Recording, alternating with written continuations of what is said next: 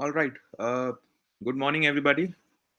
How are you guys doing today? Well, wrong question because I think with this new interface that we're using today, you guys cannot talk back to me, right? So there is no way of you guys to sort of um, directly chat.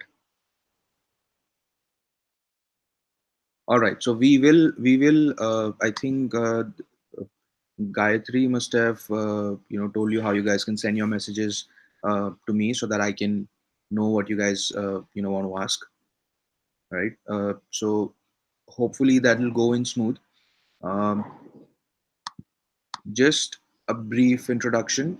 Obviously, you guys know who I am. We've already done 4 sessions, right? So this is going to be the last session of our entire series of live sessions that we had planned for Ethereum.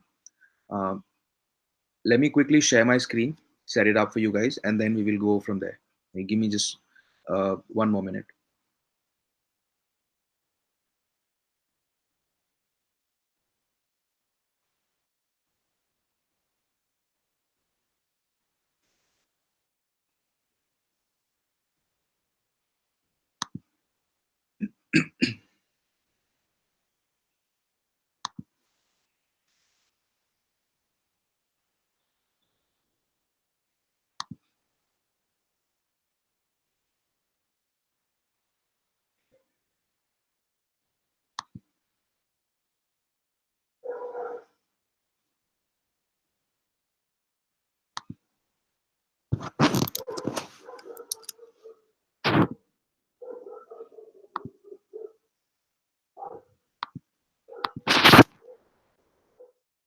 Right. I hope my screen is visible now. Uh, Also, I wish there was a way I could know which of you guys have joined. Uh, is there a way I can see the list of people who are watching this right now?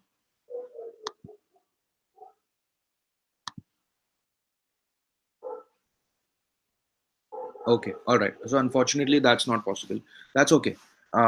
So I'm just going to continue, hoping that things are fine unless I get a message in my chat. And you guys can relay your messages through the upgrad team, right? Uh, so we will do our best to try and keep it as interactive as possible. Um, so let's first quickly look at what the agenda for today is, right? And then obviously, like always, we will make sure that it's aligned to what we all expect, right? And then we will start and try and finish it up in the next 2 hours. All right. So excuse me. So as you know, at this point in the first 4 sessions that we have done on Ethereum, right? We have looked at the basics of Ethereum, right? We've looked at the architecture. We've looked at how you can use one of those Ethereum clients. So we've looked at the administration part of Ethereum where you install Ethereum clients. There are multiples of those clients available.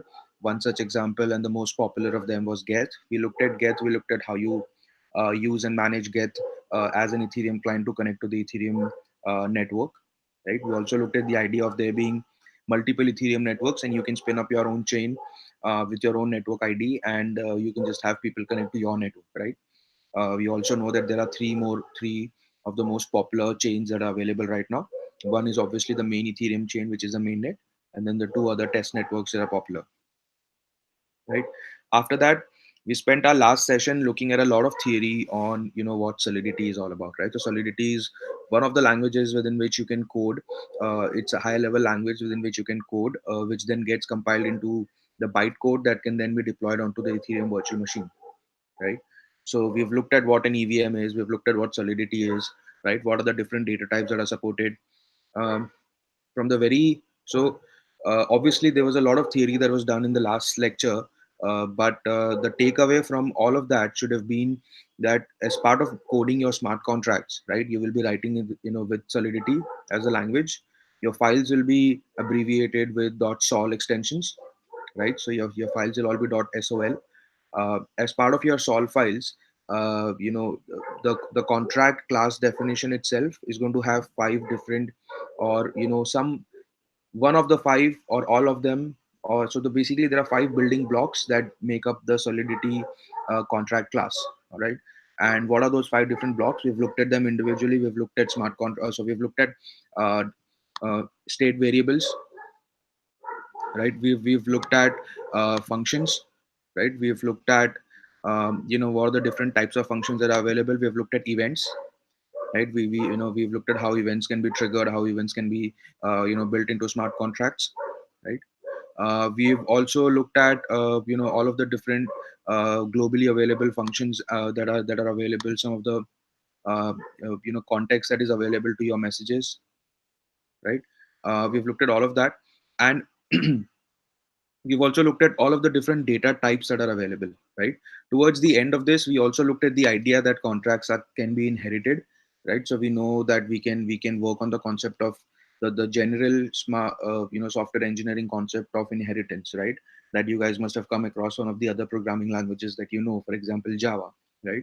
uh, so Solidity also supports inheritance. We know that you can import one smart contract into the other one, and like that you can build a hierarchy of smart contracts. It can be used both to make your code more legible, right, and to make it more semantically perfect. And then finally, we also looked at the concept of error handling, right? How do you handle errors inside of your smart contracts, right? So those are some of the most important things that we looked at. Towards the very end of last session, we also looked at some of the main things to remember if you're trying to reduce the amount of gas consumption as part of your transactions, right? So we looked at some of the best practices for gas cost minimizing, right? So those are some of the things that we considered. And then finally, right, we ended towards the very basic introduction of what Web3 JS is, right? Uh, we've looked at the basic introduction of what Web3 JS is, right? We know what it does. We know that it's a JavaScript library that helps our front end web applications to interact with our smart contract functions, right? So it's a set of APIs that are available. It is provided by the Ethereum Foundation, and you use Web3 JS as part of or basically the APIs that are exposed by Web3 JS. You use those to access or call the functions that you've built as part of your smart contracts. All right. So let's today first spend the next 15 to 20 minutes understanding and looking at some of the more important variables or functions or the APIs that are exposed by Web3 JS. Okay. And then in the next hour and a half, right, we will be focusing on discussing uh, so not discussing, but today is going to be a complete hands-on session, right? So we will be doing the next one and a half hours. Our entire focus is going to be on first defining a problem statement that we want to solve, right? And then we will take that problem statement and build its solution as a smart contract inside of Solidity, right? So we will use Solidity to write an actual smart contract. We will deploy that smart contract to a private chain that's running locally on our machine. All right. And then we will use a sample front end application to access the functions of the smart contract, right? And look at how the whole end to end flow would work if you're building a DApp. You know what a DApp is? A DApp is a distributed application, right? So those are the three things we will be doing.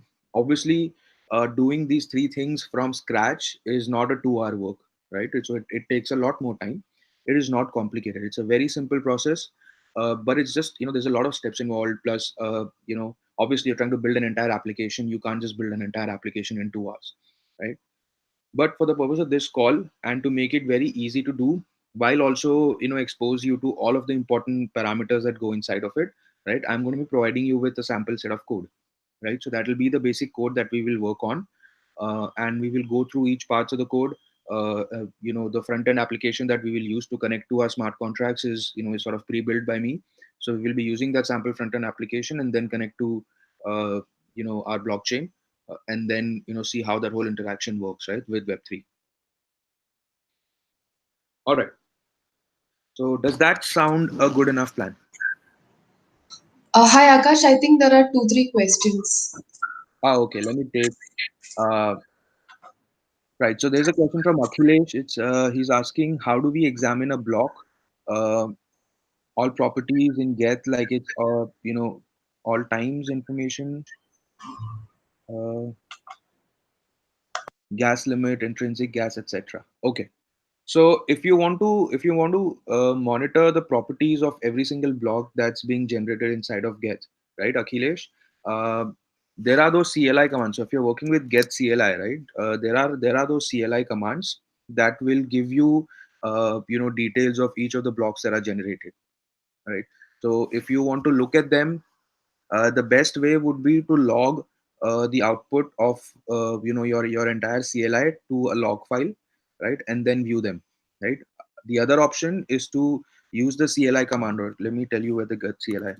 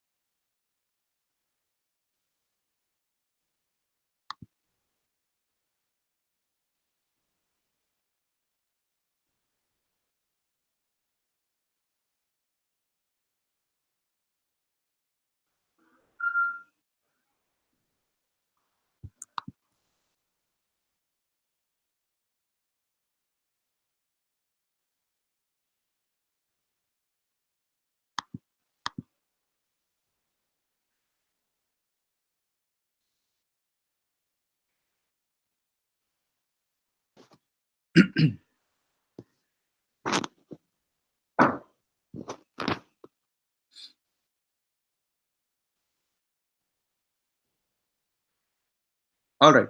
So, this is from Akhilesh, right? So, Akhilesh, if you want to get information from within Get, right?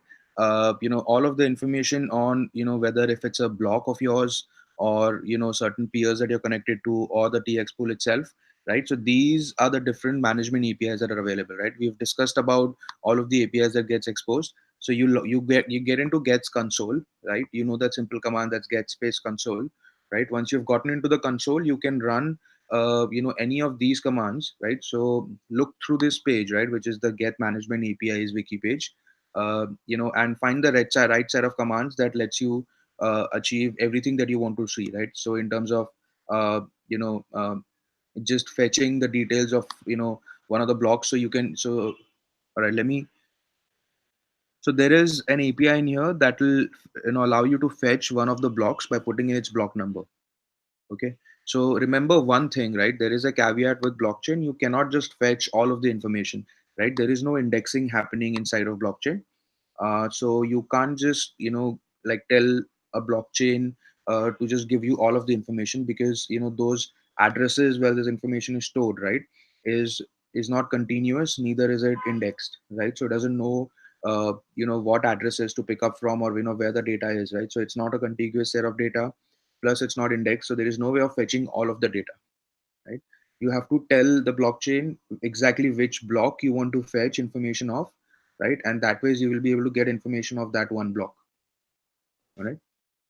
So that's how you can do it. And when you fetch information of that one block, it will give you things like, what was the gas used inside of it, right? In terms of the entire block. You can also fetch information of a single transaction. Okay. So if you want to look at what is the gas consumed in time, in terms of a single transaction, or how much. And as we do this one live example today, we will actually be looking at all of that information, right? So we will be fetching our transaction information from the blockchain. I will also show you which APIs are we going to be using as part of fetching that transaction information. We will look at what was sent, right, and we will also look at what was the response or the receipt that we got back, right, and all of the values that come along with it. So we'll be looking at that. Akhilesh also has another question. He says, can we code Solidity programs in VS Code? Of course, of course. Solidity, I mean, you can write that that set of code in any IDE that you're currently using. Okay. Most of the popular IDEs will have some sort of plugin for Solidity, right? Some sort of a language plugin for Solidity, so that it can highlight or give you those linters for your code, right? For example, I on my Mac use either Atom or WebStorm, right? So there is a Solidity plugin for both of them. I am sure there is a Solidity plugin for VS Code as well. So yes, you can code Solidity in VS Code. Roop Jyoti has a question. uh, what is a Coinbase wallet? All right. So remember this, a Coinbase, and we've covered this earlier, right? But let me sort of recap on what Coinbase is, right? So remember, every time you have a miner node, right, that is mining blocks onto the blockchain, right, you get a reward for mining, right? So currently in Ethereum, you get 2 ethers every time you have successfully mined a block. So where does this reward go and get stored, right? Because when a blockchain wants to give you that reward, it needs to know, right? If you are miner number one, which wallet should I send your reward to, right? And when miners join the network, right, and when they configure their nodes on the network, they have to assign one of their wallets, right, or one of their accounts as a Coinbase account, right, which is a Coinbase. So the Coinbase account which you assign, it's just it's a name for one of the accounts that you have as part of your node that you call a Coinbase account, and you announce that to the network so that the network knows that when there is a reward to be given to you, right, it will be sent to this particular wallet. Okay. So don't confuse it with the generic concept of Ethereum wallets, right, which is something that we will also be looking at today. But the concept of Ethereum wallets as applications, right, that you might have popularly looked at some of them in the internet. um, this is not that. This is basically one account, right? A wallet is the generic term for wallet for any blockchain application is an application that will hold several accounts inside of it, right?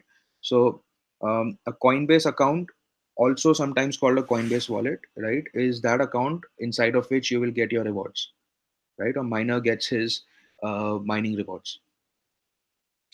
All right. Also, the Coinbase account is where you get your transaction fees, right? So when you're processing transactions as part of creating your block, obviously that gas that is used for processing the transaction, right? You get the gas fee for all of the gas that you've consumed.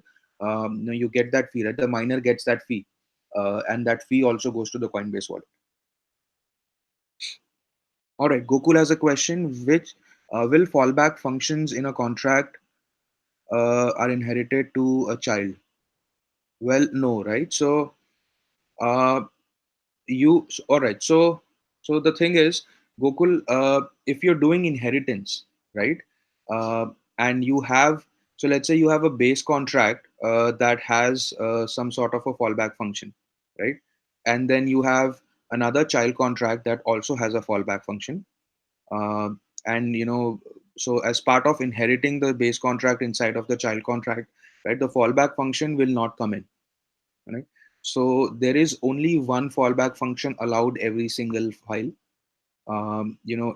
If you are inheriting a fallback function in the previous, so if the base contract has a fallback function and you're inheriting it in the child contract, and you define another fallback function there, the compiler will give you an error, right?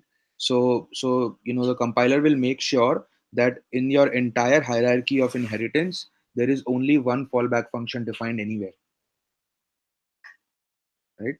uh, so that's an important thing to remember. Fallback function, you can only have one fallback function as part of your entire inheritance chain, right? Remember, inheritance is only used to semantically make your code more nicer, right? It's only used to split your code into multiple files. Once it is compiled, it is deployed onto the blockchain as a single contract, right? So at the process of compiling, that entire file set that you have, right, they are all inherited into each other, right? They're all combined together, and the entire code is put together onto the blockchain as a single byte code, right? So once deployed, the Ethereum virtual machine will only see your contract as a single contract and not five different parts. All right. Gokul has his next question. Is there any support for floating point numbers? No, there is no support for floating point numbers at this point inside of so it is not supported by Solidity at this point.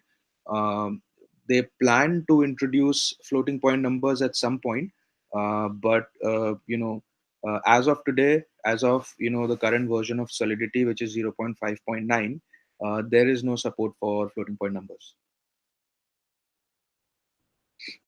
All right.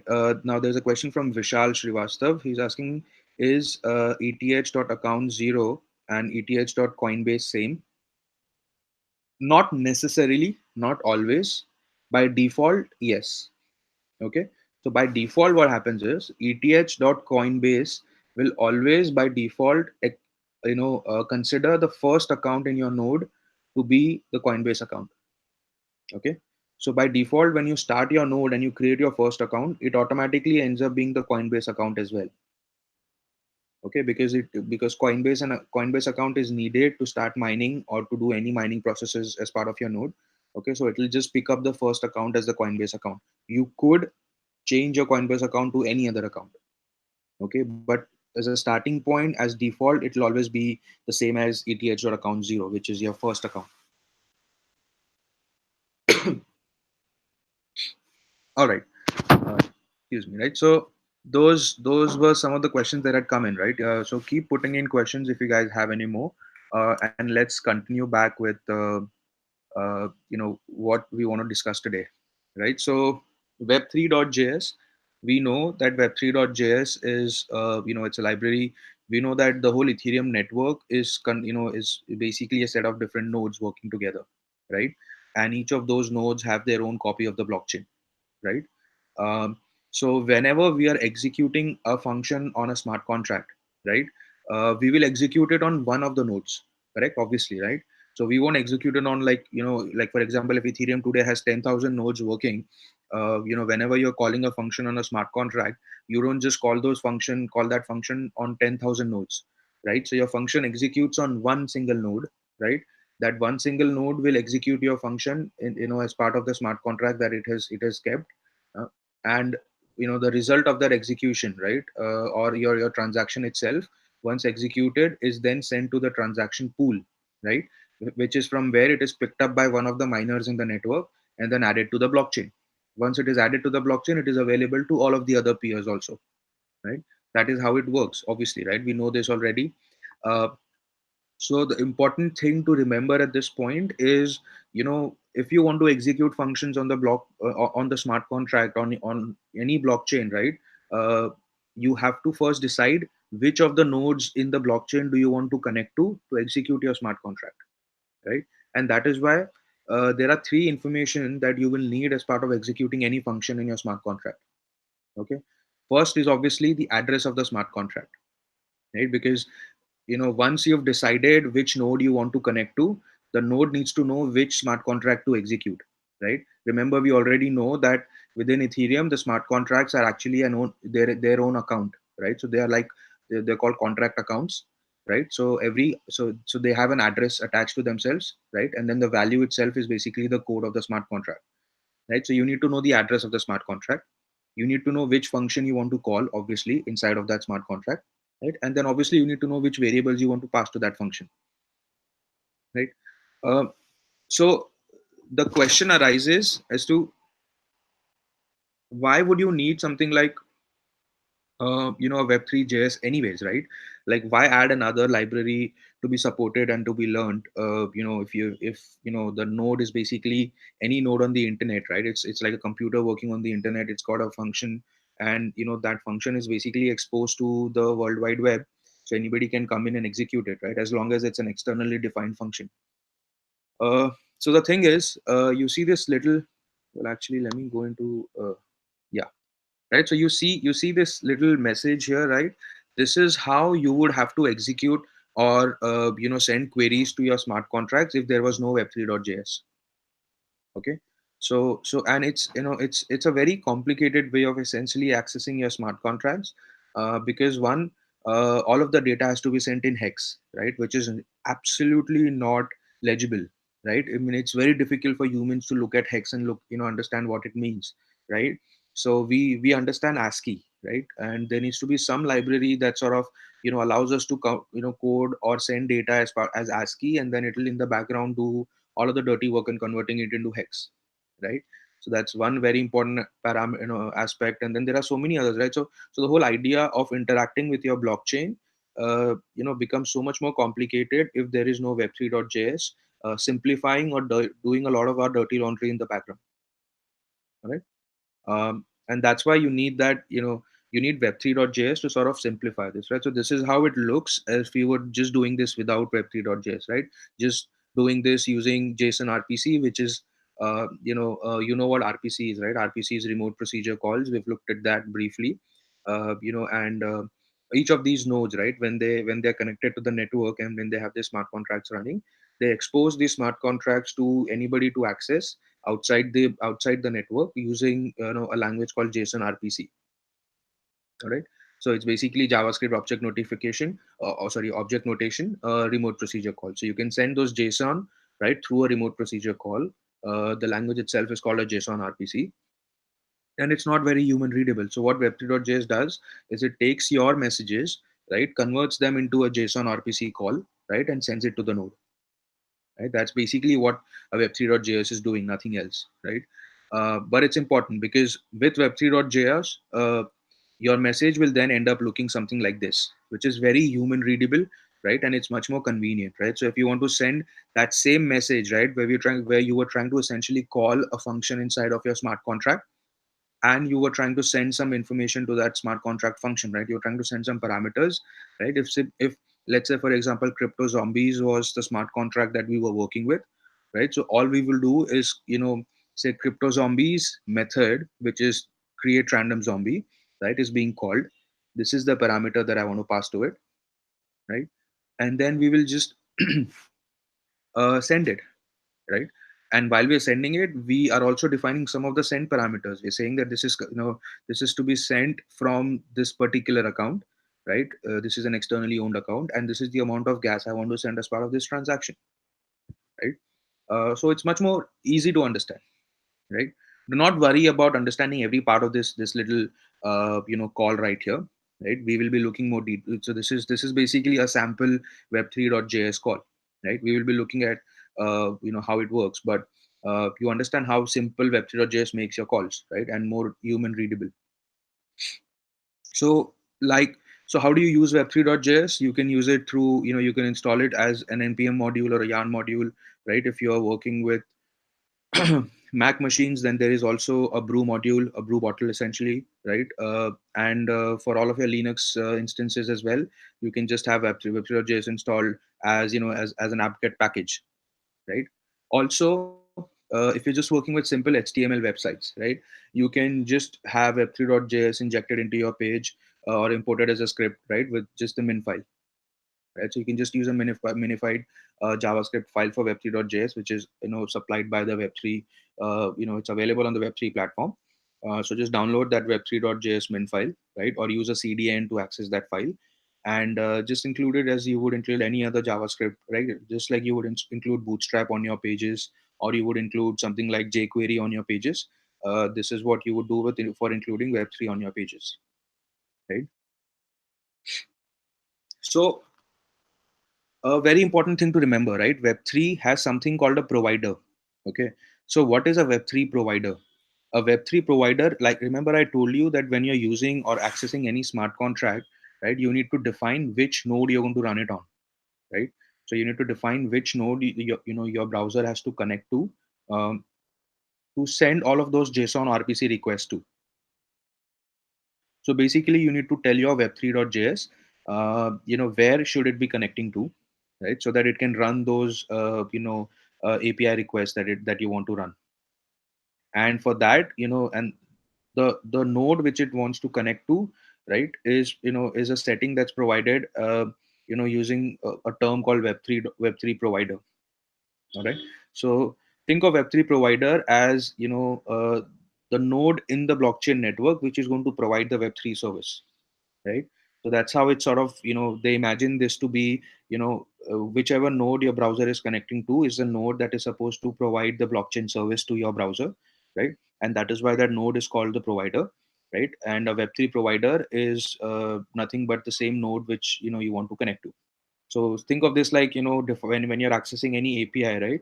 You have to define the URL of which server you want to connect to, right? And then your API secret key, right? Or your API code, right? So it's similar to that. You have to define the URL of where you want to connect to, right? And some other things.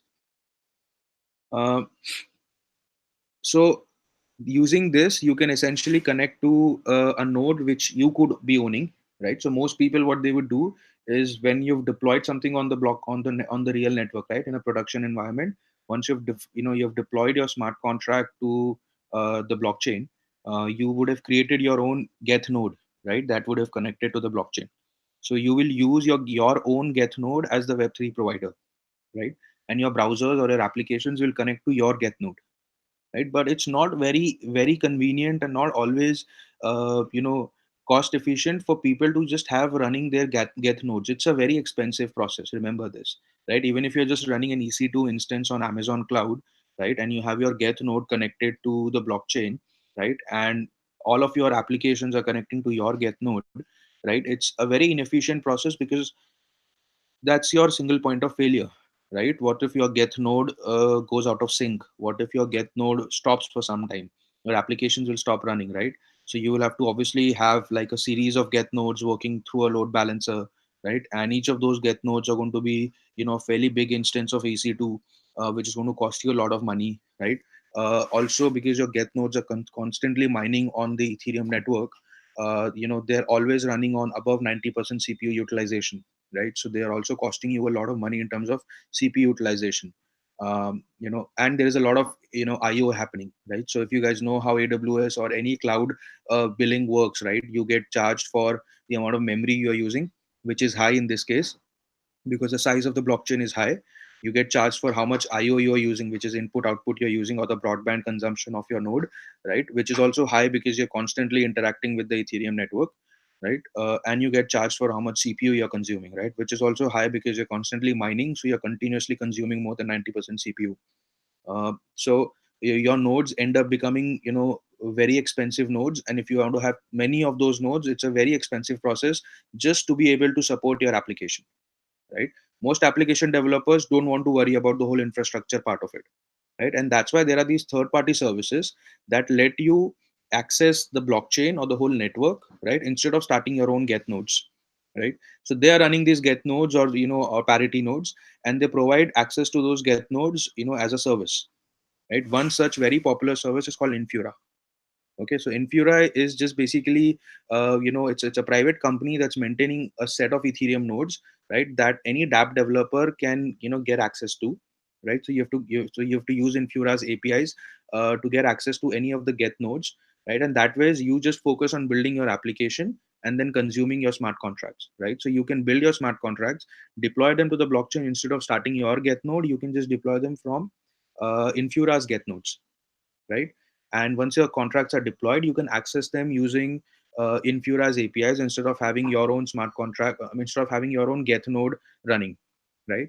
It makes your service much more reliable because Infura, gives you a guarantee of availability of services, right? It also makes it much more cheaper because their cost is spread across multiple applications that are using their services, and obviously it's much more reliable, right? So that's why Infura is an important. So the way you would define this inside of Web3 is, once you have injected Web3 onto your page, right, you will, for the first thing you will do is you will provide Web3 with information on which is your provider, right, which is basically information on which node you want to connect to on the blockchain, right? And that is generally some sort of a URL, right, along with a port number or whatever that URL is of the node, right? So this is one way of connecting to Infura's network, right? So what you're saying is, my provider, which is a WebSocket provider, right? And you must have looked at this briefly when we talked about get nodes, right? Is get can be accessed through either RPC calls, right, or WebSockets, or it can be accessed through, direct APIs, right? So this particular node, for example, is exposed through WebSockets, right? So you're connecting it to this node, which is available at this URL, right? And you're telling it that this is going to be accessed not through HTTP calls but through WebSockets, right? So now your Web3 has access to the node. Another important thing to remember, as part of the whole blockchain ecosystem, right, is you have your smart contract, it has been deployed to the blockchain. You have your application that is built, right, and you've put Web3 inside of that application. Web3 now also knows that it has to talk to Infura services to access functions inside your smart contract. So all of that is set up, right? And now you allow users to come and use your application, right? When users start using their application, right, every time they do some action which is going to trigger some transaction on the blockchain, you this is where you will come across the next hurdle, right? You will realize that your transactions will not go through on the blockchain, and that is happening because those transactions have to be signed by the user, right? We know this as part of learning Ethereum, that every time a transaction has to happen on the blockchain, it needs to be signed by the sender, right, using his private and the public key. So what you will have to do is inside of your application, build a flow, right, where every time a user clicks on any button that is going to trigger a transaction on the blockchain, the user will have to be shown a pop-up asking for his private key, right, which will be like a long sequence. We know what private keys look like, right? Which will be like a long hex sequence, and you will have to copy paste that private key. You will have to use that private key, right, to sign your transaction and then send it to the blockchain, right? So that's a very, very inefficient flow, right? You don't want to be doing that. You don't want your users to have their their private keys ready for everything that they do on your platform, right? And again and again and again. So to avoid that whole interference, right, there are services, there are these wallet services, right, browser based wallet services. uh, One of the most popular services that you must have definitely heard of is MetaMask. Okay, so MetaMask is basically, it's built as a browser extension for Chrome and Firefox. And what it'll do is, it'll let users put their private keys inside of the MetaMask wallet. Okay, once they've put their private keys inside of MetaMask, your MetaMask extension, right, will make those private keys available to you as part of your Web3 APIs. Okay, so now when you want to send transactions to the blockchain, you don't have to ask the user on your UI to put his private key again, right? You will have access to the MetaMask extension inside of your code, right? And you will be able to fetch those private keys from his local wallet that he's put inside of the browser, right? And you will be able to sign those transactions and send it to the blockchain on behalf of the user. So that way the whole process of signing using private keys and sending transactions becomes it becomes a very simple and a very transparent process for the user. He doesn't have to worry about this, right? uh, so that is why MetaMask is very, very important if you're working with a flow where you want your users to sign transactions. All right. Um Now, another thing to remember is, if you're using MetaMask, it automatically also puts Web3 inside of your browser, right? So, that also solves another important thing for you is if a certain user, is using MetaMask on his browser, right? You don't have to inject Web3 on your page or as part of your application. It will be available inside of his browser's local storage, right? So when your app loads or when your website loads on his browser, right, your website will have access to the Web3 object. Okay, basically it's a JavaScript object that is available to your code, so you can then do Web3 dot any of the functions that are available. All right. So the beauty of having MetaMask is, generally this is the flow that most dApps will follow, is when they load onto a browser, they will first check if the user already has MetaMask installed or not, right? If the user doesn't have MetaMask installed, they will give him a pop-up asking, hey, this is a dApp, and to be able to use the dApp you need to have a MetaMask, right? And then users will install MetaMask and refresh the page, and then the whole dApp will open up, right? So it's in most cases MetaMask is sort of set as, prerequisite for running any dApp on a browser, right? And the reason is two, right? The dApps depend on MetaMask to give it the Web3 object, right? Also, the dApps depend on MetaMask to sign transactions before they're sent onto the network, right? So this is like the check function that most applications would put as part of, their front end application, is, they will add some sort of a window listener, right? This is a simple JavaScript check, right? What we're doing is we're just calling a JavaScript event listener, and we're saying when the window loads or when the page loads, right, check if you have a Web3 object on the page or not, right? If there is no Web3 available, then you ask the user to either install MetaMask, or you can have your own Web3 injected, right? This could also be a backup, so you can decide what you want to do. The first option is to obviously use MetaMask's Web3, right? And that way is, you just know, that it's already available, right? Also, the beauty of using MetaMask Web3 is MetaMask by default already talks to Infura services in the background, right? So the provider is automatically defined inside of MetaMask, right? So you don't have to worry about that as well. Uh, so that's how you check. If there is MetaMask's Web3 available, you can just install. You can just use that as your Web3 for a current instance of the application. Or if that's not available, you can do any of the steps that you want. You can either let the user know that he needs to install MetaMask, or you can just, there could be a hard coded node that could be the backup of where you want to connect to, right? Or let's say in our case, when we're going to be testing our services, right, we will just connect to our local get instance, right? So that will be our backup, our backup, right? Where if MetaMask is not available, let's just connect to our local get instance and use that as the Web3 provider. All right. So now we have solved all of the hurdles, right? Now let's look at how you essentially, once you've got Web3 available, right? As part of this check, you've made sure that you have a JavaScript variable now called Web3, right? Which is the valued Web3 object, right? Provided by Web3.js, and using this variable Web3, you can execute the various Web3 APIs that are available, right? So you can call web3 dot whatever APIs that are available, and they will be executed in the right manner, right? So now let's look at what are the things that you can do with Web3, right? So obviously you use Web3 to talk to your smart contracts, right? To call functions there or to fetch data from the smart contract. But for doing that, remember we said very, very initially, right? The web3.js needs address of the smart contract so that it knows which smart contract to call inside of the node that we have connected to, right? And then there is another thing that it needs to know, right? So obviously the address is important. Where do you get this address from? When you compile and deploy your smart contract onto the blockchain, right? Your compiler, at the time of deploying it onto the blockchain, will give you the result back, and that result will have the address of where it's deployed. Remember I told you that an address for a smart contract cannot be predefined. It is automatically calculated at the time of deployment by the network. Okay. So there is a way of there is a fixed pattern of how smart contract addresses are calculated. Okay.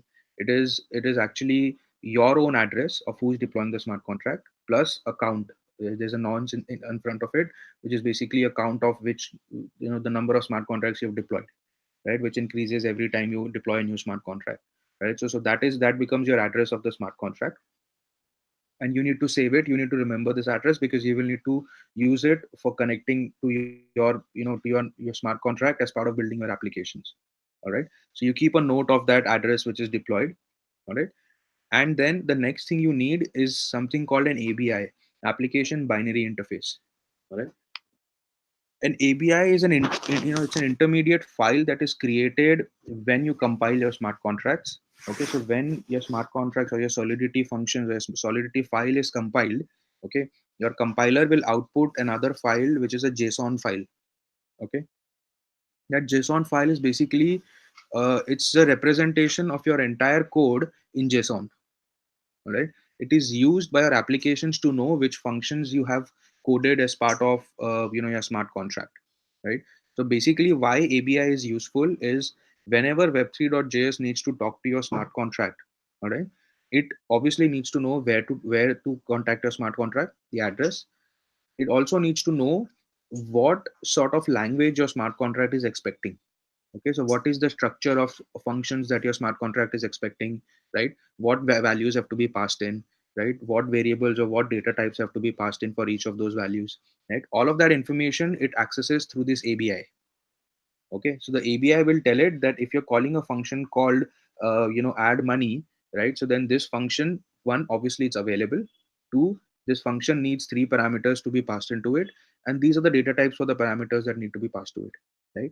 So all that sort of information is contained inside of an ABI, right? So that's why you use an ABI.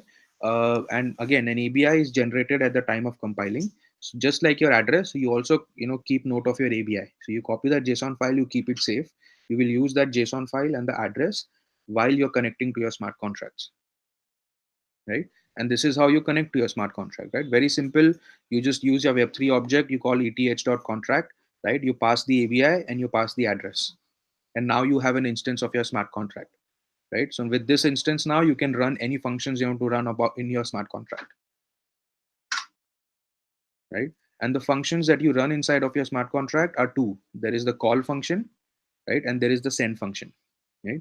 They are exactly what their name sounds like. Call is to fetch data, send is to send data, right? So if you want to send anything to the blockchain, right, which means if you want to, if you want to do transactions that are going to make any change in the blockchain state, right, then you use a send function. If you just want to fetch data about what is, what is the value of x or what is the value of y, for example, right, you use a call function, right? And another thing to remember is, uh, all of so we've discussed this as part of discussing solidity earlier. All of the public state variables that you define as part of a smart contract automatically get a getter function. All right. So if I say, if inside of my smart contract I have, let's say, any variable which is called, let's say, I have a variable that says balance, right? Which, and I initialize it with, let's say, 10,000, right? And I call that variable a public variable. So I give it a, a visibility of public, right? So I say public balance equal to 10,000, which means, so what the smart contract or what your Solidity compiler will do is, for every such public variable, it will automatically create a function called, with the same name of the variable, right? So balance will get its own function. When you call that function, it will fetch you the latest balance, right? We will see this in code and it will become a little more clearer. But the thing to remember is, every public function gets its own getter. So, you can just call whatever public function whatever public state variable you have, right? And then put a parenthesis in front of it, like a function call, and you will get the value of that variable. You don't have to define its own function to get that value, right? Uh, all right. Also, we already know that Web3, and we have used this as part of, our Geth consoles, right? Inside of Geth console, you have an instance of Web3, and that's why you can use commands like web3.dth.account0 inside of your web console, right? So similarly, on your browser, when you're using Web3 as part of your front end application, you will be able to fetch what accounts the user has, right? And where are these accounts coming from? These are the accounts that he would have either put inside of your MetaMask wallet. So if a user has 5 accounts in his MetaMask wallet, you will be able to fetch each of those accounts using this command, right? And just change the index number here. And that, so you will have to first unlock the user account, right? And then send transactions using that user account. All right. Uh, so that's the important part, right? Another thing to remember is, uh, as part of doing, your function calls, right? um, you Whenever you're doing a send function, right, which is when you're executing a function which is sending some data to the blockchain to either add or update, that function is going to obviously make a change in the block contract, in the smart contract state, right? And when such send functions are sent, right, you have to send some parameters along with it. For example, which address you're sending it from, right? The amount of gas you want to send with it, right? And also remember that these functions will give you a response after some amount of time, because they, so remember, all of our send transactions that we do on the blockchain, we have looked at this through the Geth console as well, right? All of the, when we did a transaction to transfer some ether from one account to the other, right, that was like a send transaction. It took some time for to give the response back, because it gives you a receipt back, but that comes in only after the transaction has been executed and it has been mined and put onto the blockchain, right? So it can be, a significant delay from a few seconds to sometimes even like a couple of minutes, right? So you have to account for the fact that your transactions will come back, the result will come back after some amount of delay. All right. So those were the most important things that we wanted to talk about in terms of Web3.js, right? There is also the idea of listening to events inside of Web3.js, and we will cover this towards the end, right now. But now let's quickly jump into actually building out our smart contracts, and then seeing how all of this happens.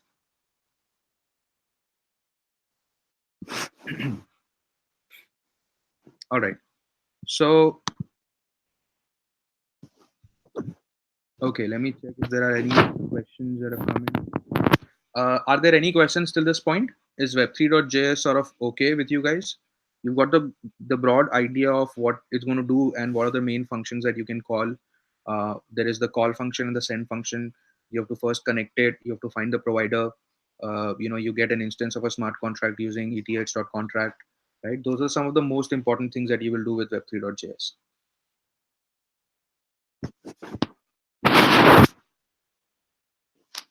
All right. So now what I need you guys to do is uh, I have a Git repo where I have prepared the code of what we're going to be doing today, right? So if you guys want to follow it along with me, and you want to try this out, right? You can go to this particular repo. It's a public repo. Pull it from there, and keep that folder open inside of whether you're using VS Code or any other coding environment, right? So just download the zip, right? You guys must know how to download the zip for this particular, right? So there's a clone or download button here, right? So just download the zip for this particular repo, right? And then unzip it and open that folder inside of your particular coding environment, right?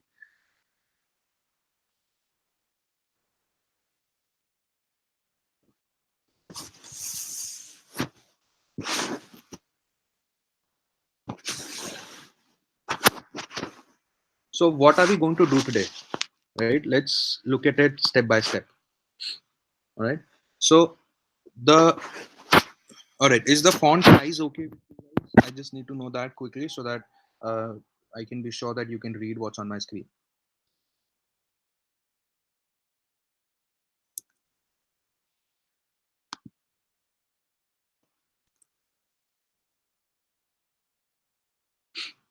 Is this font size okay?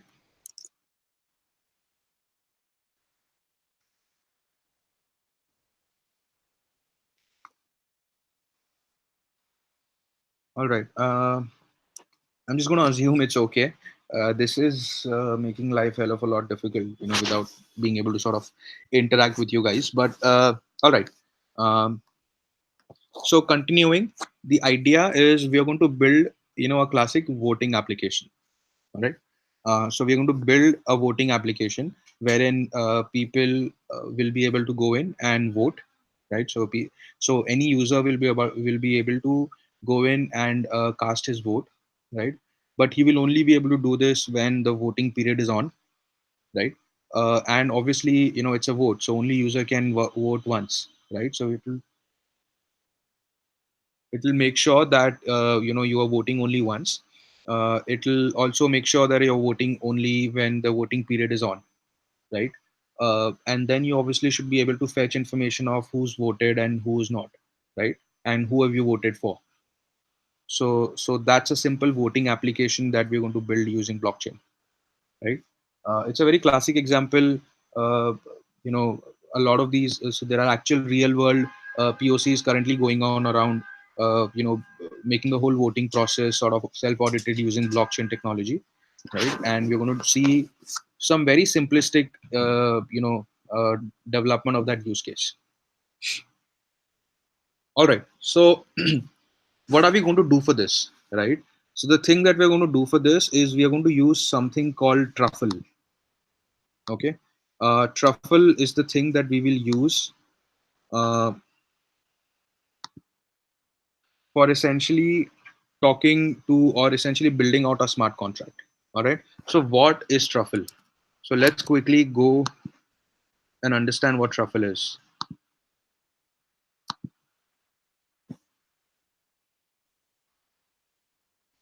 All right. So truffle is basically, it's a framework. All right. It's a framework that lets you build your smart contracts, deploy them to the blockchain very quickly, and then go through an iterative process of quickly updating your smart contracts while you're developing it, and keep deploying it to the network. All right. So Truffle lets you obviously build smart contracts very, very quickly, right? And using a very easy framework to write your code, split it into multiple files, deploy them together onto the blockchain, and keep doing this process iteratively. And obviously also puts in the idea of testing, right? So it has the testing framework built in using Mocha, so that you can be sure that you've tested your, there's both unit testing and regression testing in terms of, all of your smart contracts are working, or all of your functions are working fine before you deploy it to the network or the main production network, right? So Truffle has that framework, right? And that's why it's always preferred to code inside of some sort of a framework that, that brings in all of the right practices together, right? So it'll bring in testing, it'll bring in, quick development and testing processes, it'll bring in easier access to the compiler, and then, continuous compiling, all of that things come in together. So that's why it's always better to use a framework like Truffle. uh, the whole Truffle suite is basically a combination of three services or three products, right? So there is Truffle, and then the next one is called Ganache. Okay, so Ganache is basically a single click blockchain. So imagine Ganache to be like Geth, right? But what it will do is, it's basically a user interface, all right? And Ganache will just create a blockchain for you with multiple peers ready for you to use, right? So instead of deploying our smart contracts using our Geth node, right, where we will have to type those, the CLI commands and all of that, right, we can just deploy our smart contract onto the blockchain or the network, the private network created by Ganache, right? It's much more easier. It's a user interface. It also has a CLI version. Okay, so it also has a CLI version, and it also has a GUI app. Okay, so we will today be using the GUI app. It's the best tool available to be able to build your smart contracts and test them out, right? It will give you a blockchain network, a private blockchain network, Ethereum network, and it will give you multiple accounts that you can use as part of your as part of executing your smart contract functions. And it will also give you the ability to view all of that, logs and everything that happens while your smart contract functions are running, right? So you get complete access to the logs of the network. You get complete access to configuring the way you want to launch your private network, and very easily use it, with Truffle. The third thing, right? The third part of the puzzle. So with Truffle, you can build smart contracts. With Ganache, you can build the blockchain network on which the smart contracts will be deployed, right? And with Drizzle, which is the third tool available, right, you can write your front end code very easily, right? So, for example, we looked at whole Web3 JS logics and everything, right? To make that whole process very easy, and you build your front end applications that can consume your smart contracts, right?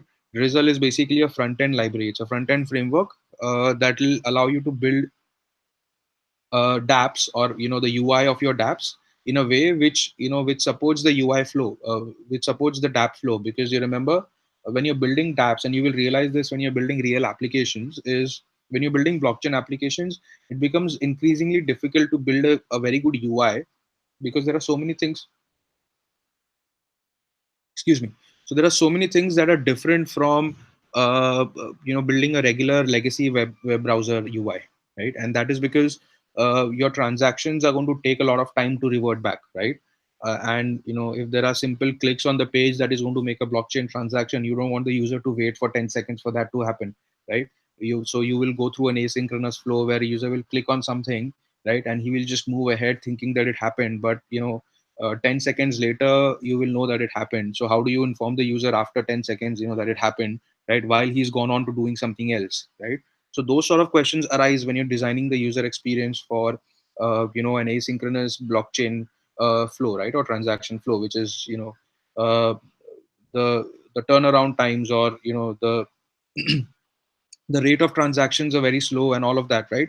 And that's why there are some very unique ways of designing front ends for blockchain data, right? Also, you don't want to always go and fetch data from the blockchain, so you will sometimes want to just cache that data, right? So that if the user wants to reuse, you don't have to always go to the blockchain and fetch the data, right? If it's the same data. So you put in a lot of caching to make your UI much more responsive and all of that. So Drizzle makes a lot of that thing easier, and it gives you a lot of these functionalities out of the box, right? Um, and that's why it's convenient to use Drizzle as part of your front end, right? So the combination of these three things will make your smart contract development on Ethereum much more easier. All right, and it's a very popular framework. Like literally every, or at least 5 out of 7 applications or production applications that you will see built on Ethereum will have been built on Ganache, or will definitely have been built on Truffle, right? And will have been using Ganache for their testing, local development testing, right? So they are very popular. The Truffle suite, is built by or owned by the original community members that helped build Ethereum, or Geth and all of that, right? And as you can see, it's used by almost every major company that is using Ethereum. All right. So the thing that we want to do now is quickly install both Truffle and Ganache. Right. We will not be working with Drizzle today because we're not going to focus as much on the front end. But the two things that we definitely need to learn and know about is Truffle and Ganache. Right. So what you guys need to do is install Truffle on your machine, and Ganache is just it's just an executable file. So if it's a window, then it'll be something like an exe or some other executable. For Mac, you'll get a DMG, and similarly for Linux, you'll get the right executable. So just download the UI version of Ganache, right? And open it. It will look like this.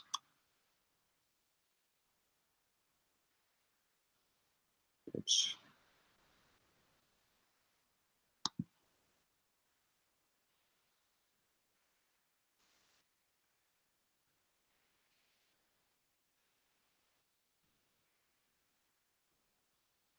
Right. So we're going to have the local version of Ganache look like this, right? When it opens up, it's going to ask you to either create, a working space, a workspace, or just use one of the existing ones. Obviously, you guys are not going to have any workspace available right now, so you will start with a new workspace. Uh, in my case, I'm just going to get into the voting app workspace, right? Once you create a workspace, uh, let it quickly start up. All right, so this is how it's going to look, right? It's going to give you those set of accounts that are available. Your blockchain is currently running as a private network with the ID of 5777, right? You will see that it's running on the EVM version Saint Petersburg, which is the most recent EVM version, right? This is the gas limit that the blockchain has set for every block, right? This is the gas price, which it is expecting for every block, right? Which is at this point, this number is basically 5 GUI, right? Um, all right, so that's Ganache. You guys can play around with this, and you'll get more used to what the interface for Ganache is. It's a very simplistic interface. You just literally have these 10 accounts that are automatically created for you. Each of these accounts are populated with 100 ether. Okay, so each of these accounts are populated with 100 ether. Every time you do transactions, you can choose to do them from one of these accounts. Okay, and the gas will be sent from their balance, and that's why you see some of my accounts have lower balances, because they have spent that gas as part of doing the transactions, right? You will also be able to see all of the blocks that are created every time you do a transaction, right? The way Ganache works is, it is, because it's a mock blockchain, right? It's not a real Ethereum blockchain. It's creating a mock of the whole network. It will create a new block for every transaction, right? In the real blockchain, you will wait for multiple transactions to come, and then you will create a block with multiple transactions, right? Inside of Ganache, just so that it's easy to test, and then to also look at the logs, right? And it's quicker. They will just take every transaction and create a block with that, right? So for every transaction, you'll see there is a block created, and you can view the data of every block, right? You can see what was the gas limit, what was the gas consumed as part of every block, when was it mined, right? What is the hash of the block, all of that, right? And the number of transactions that go inside of that block. So this block had only one transaction, which is this, right? uh, so you can look at blocks as well. You can also obviously look at individual transactions, right? So all of the individual transactions that have happened will show up here, right? And you will be able to see the details of each of those transactions, right? You can also go into each of those transactions and see more details, like for example, which address was the sender, which address was the receiver, right? What was the gas price that was sent, what was the gas limit that was set, right? And the actual gas that was used, right? So when you send transactions, you set a price for gas and you set a limit, right? And then some amount of that gas is used, the remaining is sent back, right? So this is what you are seeing here, right? It also gives you the value or the amount of ether that you sent with it, because this was not a value transfer call, right? This was basically a contract call, right? So this is like, so remember, we had different types of transactions that can happen, right? A contract call or a message call is when you're calling a function inside of a smart contract. So this transaction was for that, right? And what was the function called? It was a function that we will be looking at the smart contract very soon, right? So it was a function called stop voting, right? The contract was called voting, right? And this was the address of the smart contract. If there were any events that were triggered from the smart contract, those events will be shown up here, right? So that's how you can see all of that. You can also see all of the smart contracts that have been installed on the blockchain, right? So you can see that there is a smart contract called voting, which we will soon be creating, right? There is another smart contract called migrations, which is a default contract that Truffle installs. We will be looking at why this is installed, okay? And you can see that each of these smart contracts have had some number of transactions done on them, right? Finally, we can also look at events, right? So if there are some events that are triggered as part of doing your transactions, you can see the list of all of those events that have come, right? And if those events push out some information, that will also be visible. For example, we looked at how events work. We know that events will return some sort of log, right? And you can add values as part of event, and you can index those values. That will make those values look like topics, right? So when the user can subscribe to certain topics, and when those topics are triggered by events, he'll be able to know when something happened, right? So similarly, like for example, inside of a voting contract, we have an event called, so we have an event which says add vote, which means every time a new vote is added, a new event is triggered, right? And that event will give information like who was the voter, who was the receiver of the vote, right? And what was the timestamp when it was created, right? So some browser application that we built for this could probably subscribe to this event, and it'll know every time a new vote is added, right? So that's how events show up, and that's how events will work, right? And it's so all of this information is actually available through inside of your Geth console as well, right? Through those APIs that I mentioned initially, right? The management APIs. But Ganache just lets you see them very, very beautifully on in a UI, right? So you don't have to run those long CLI commands to view information, right? And that's why it's better to always use Ganache as the blockchain testing, right? And then finally, you can just look at the raw logs, right, of everything happening, right? So these are the live logs of everything that will be happening inside of our blockchain network, right? So that's the idea of Ganache, right? And that's why just by looking at it for 5 minutes, you already know that this can be so much better if you want to build on top of an Ethereum network, right? It gives you so much more information and such easy way of building and debugging your application. All right. So now that we know about Ganache, let's quickly look at. Uh, Hold on, give me 1 second. Okay, so no questions at this point. If there are any questions, do keep putting them in, guys. All right. Uh, So, all right. So now that we've looked at Ganache, we will be looking at Truffle now. All right. So Truffle, it doesn't have a UI, right? So it's a framework. So it's a CLI tool. All right. So you will have to install Truffle through npm, right? The way to install Truffle is just doing an npm install truffle -g, which will install it globally, right? On some machines, you will have to put a sudo in front of this, right? If you're working with Linux or Mac, to be able to install this globally, right? But do install Truffle on your local machines. Just follow those simple steps or this single line of code that is available inside the installation instructions as well, right? So you can just go to the Truffle docs, right, and go to installation, and this is the only command you need, right? npm install g truffle. That's it. Excuse me.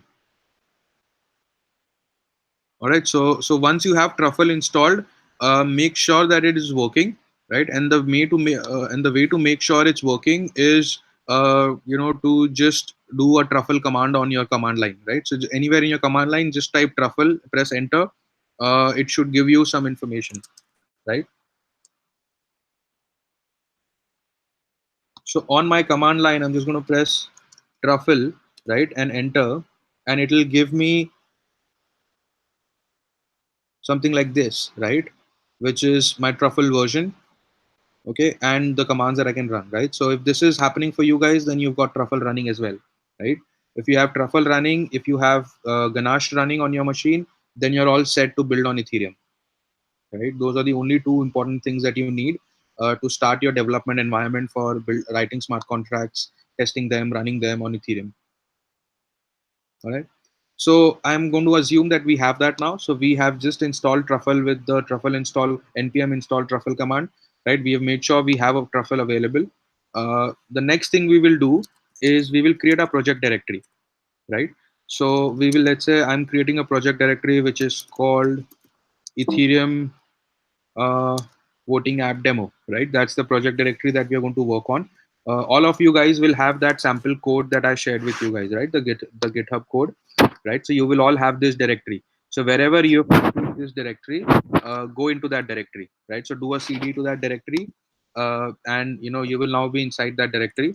This directory already has the truffle installed inside. So whenever you're running a new directory, okay, so this is how you start an Ethereum project. Let's say let's do a new directory now, right? Just to show you guys how this works, right? So the way you would start a new truffle project is you will create a new directory. Let's say we call it truffle test one, right? So we're creating a new directory called truffle test one.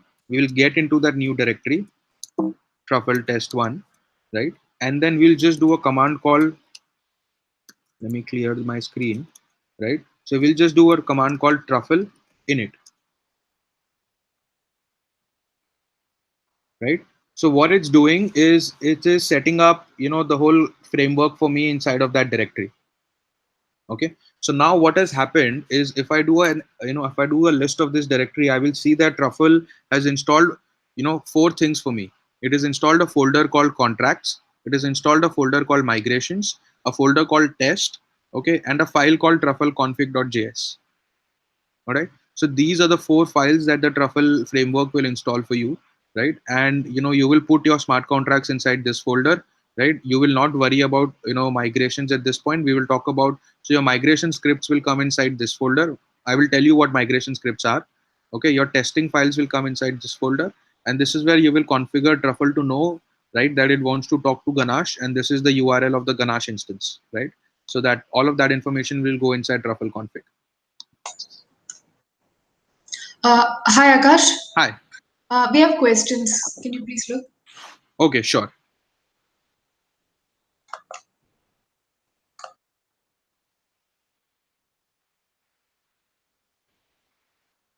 Okay, so Ajit is saying that we currently do not have Ganache or Truffle installed.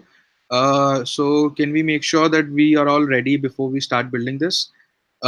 Yes, the problem today, Ajit, is I don't have like a very direct way of communicating with you guys, right? So uh, I was hoping to sort of wait for you guys to finish this up, but I'm not sure. It's very easy for you to communicate back, letting me know, whether that is happening or not, uh, or if there are some issues that you guys are facing. The communication, because there's like at least one hop in between that whole flow. Uh, I'm just not sure if it'll be very time efficient to do that in this sense, and that's why I was sort of like giving it 30 seconds and then moving ahead. But if you guys really want to make sure we are all on the same pace and we are all doing it together, then we can still give it a try, right, and see if it works out this way. And that's just because we're having a little hindrance in terms of this new environment with Hangouts, right? Um, right. So are you guys doing what I just explained? Is it just that we need some more time? Oh, okay, you guys need the links. Okay, hold on.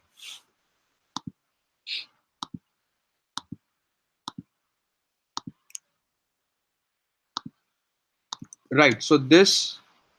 is what you will use to install truffle. Okay, so use this link, use that first command inside of that link, right? You will, all of you guys will most definitely have npm installed, right?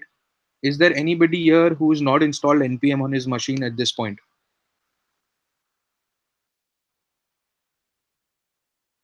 So if you've got npm already installed, then you don't have to worry about anything. Just run that npm install truffle, and then put a slash d, dash d in front of, dash g in front of it, right? Which will install truffle for you.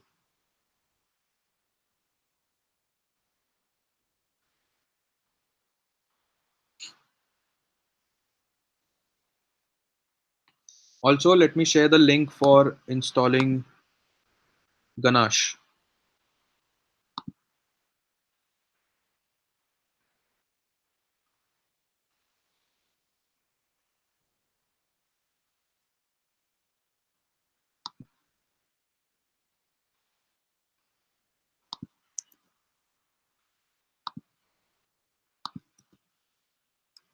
Right. So I have also shared the link for installing Ganache. When you just go to this homepage for Ganache, it's going to give you a download button for your particular OS. Right. So just download the Ganache executable and just install it on your local machine, and make sure you get this Ganache UI working. Right.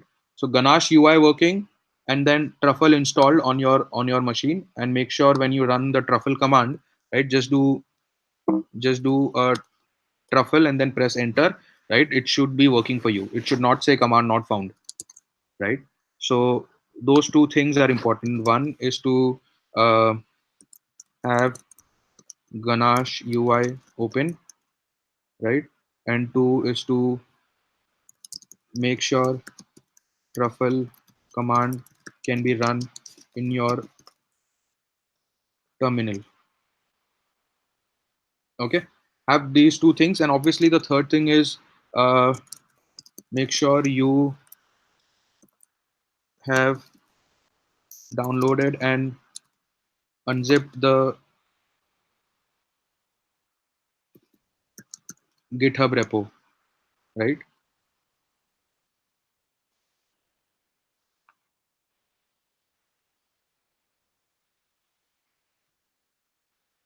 So when you have done all these three things, guys, please do let me know, right? Whoever's done these three things, do send a message and let me know that this is done and we are ready. Or if there are anything that is blocking you from doing that at this point, please also do let me know about that.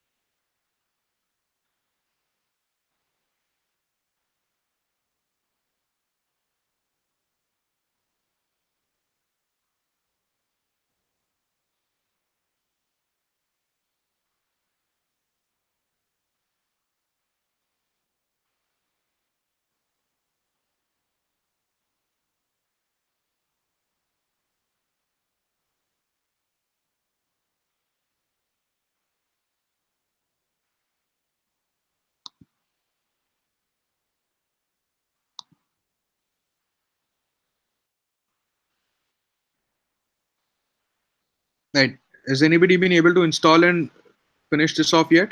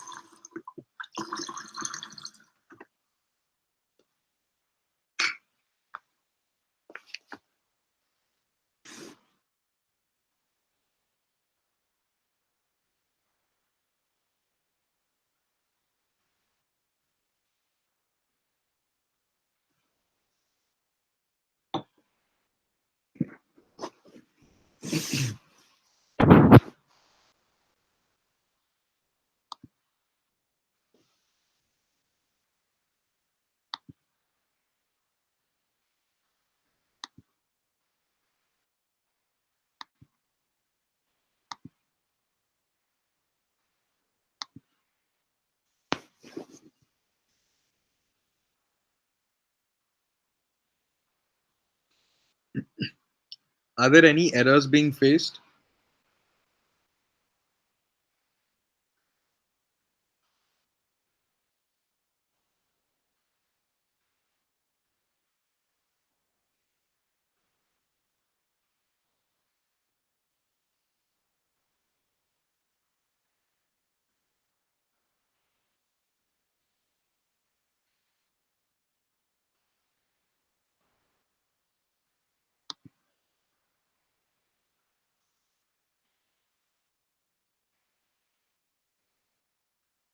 Hey Gayatri, are you making sure that the messages that I'm sending here are going to the students? Hi, yes, I have shared all the messages. I'm just waiting for their response. If all the links that you shared has been sent to them. Okay, okay, perfect. Yeah, all right. So they have the link to the GitHub repo and then the two links that I should just shared, right? All Yes. okay.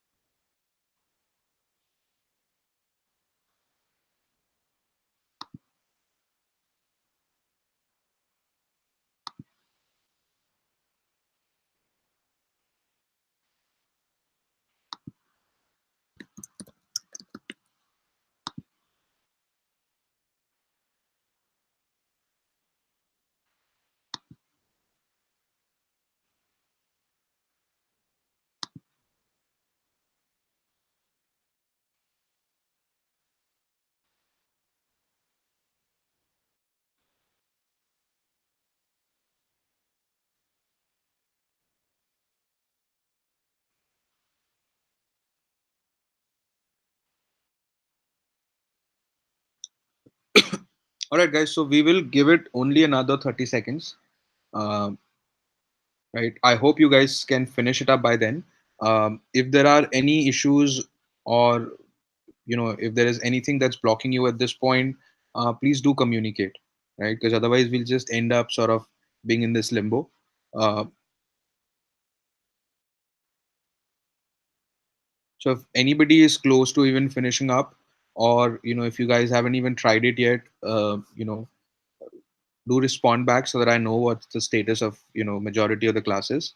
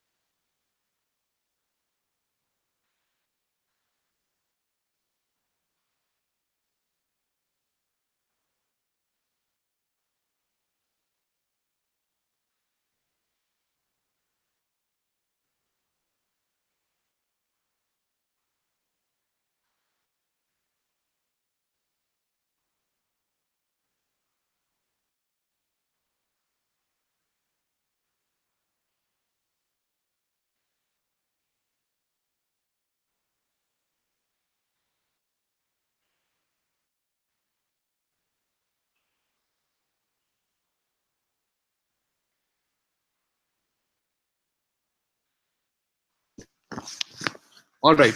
Okay. So I'm going to assume that we've got some parts of this installed, or if not, we will take this offline, right? But at this point, you know, uh, I'm going to work with the assumption that you guys have enough information to be able to set this up on your local machines, right? You have the links. It's a very, very simple installation. It's just literally three commands that you have to do, right? And a couple of clicks. Once you have this running, right, the thing that we will be looking at now is, once you've initialized the truffle project, you have these four folders, right? And now let's start looking into what are the different files that you have to code to build your smart contract, right? And then after we have coded those files, we will be compiling them, and then we will be deploying them to the Ganache blockchain that we have just initiated, right? That's the process that we are going to follow.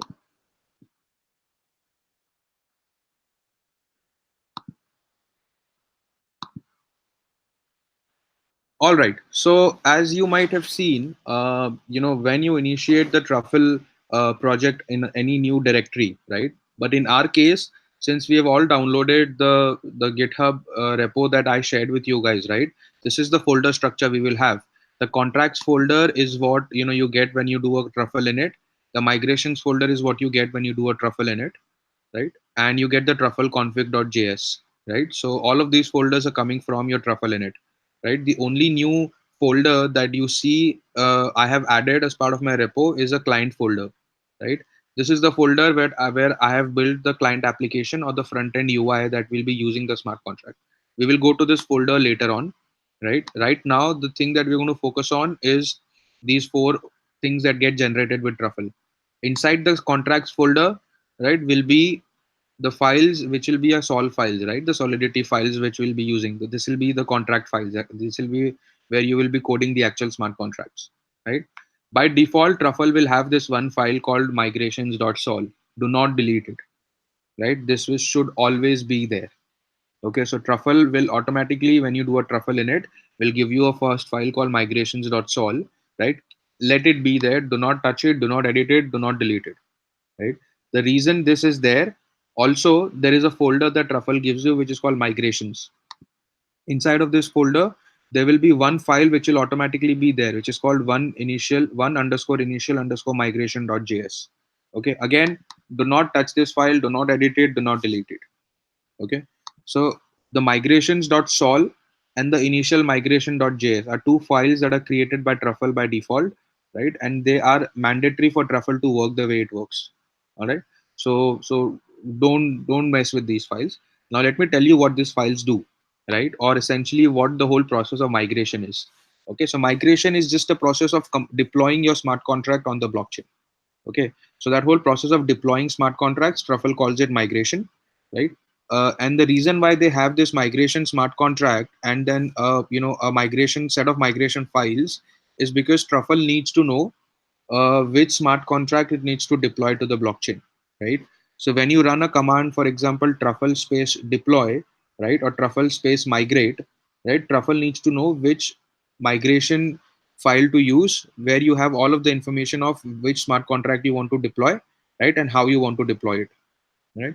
Also, Truffle has this concept that every time you deploy a smart contract, remember on the blockchain we know that if you make a mistake in your code, you cannot edit the smart contract, right? So once a smart contract has been deployed, you can only deploy a new version of the smart contract, which will be a new contract altogether, right? You cannot just update that smart contract, right? So to make this whole process of obviously while you're developing your smart contract, right, you will be making a lot of mistakes, right? And you want to test out how it works out and then code some new code in and then keep testing it out, right? Just like how you build websites, right? You keep doing a lot of trial and errors, right? You see if something works, you refresh your page, you want to see how it looks now, right? So to make it similar to that sort of a process, Truffle uses a concept of migrations, where what it does is it will first deploy its own private smart contract called migrations.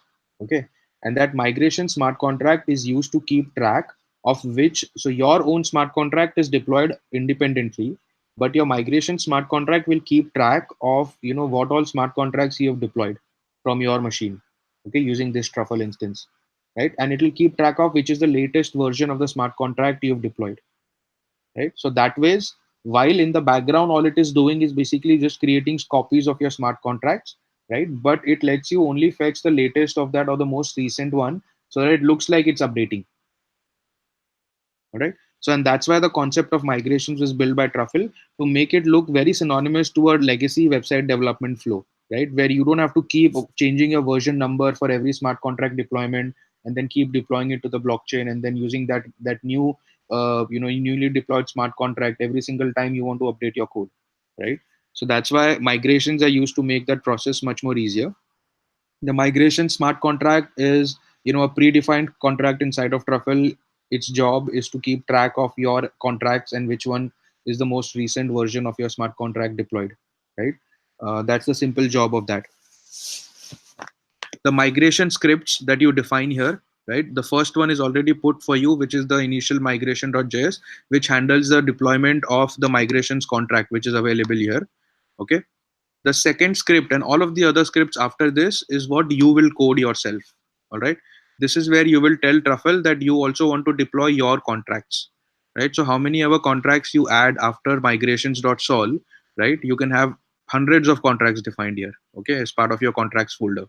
And you can decide the process of deploying those smart contracts in this deployment scripts. Okay. So I have created a second deployment script after initial migration called to underscore deploy.js. Remember, there is a naming scheme for creating these migration scripts.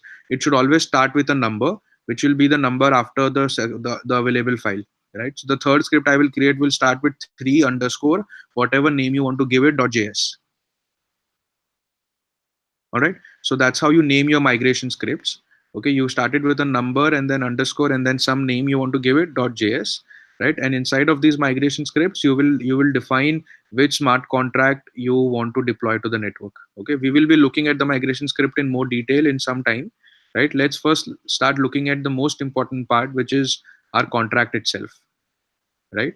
So this will be our Solidity smart contract. We have created a new file called voting.sol. Okay. And inside of voting.sol, we are going to write our entire smart contract. All right. So that is what we are going to do. Now let's start looking at this, but let me first also open up.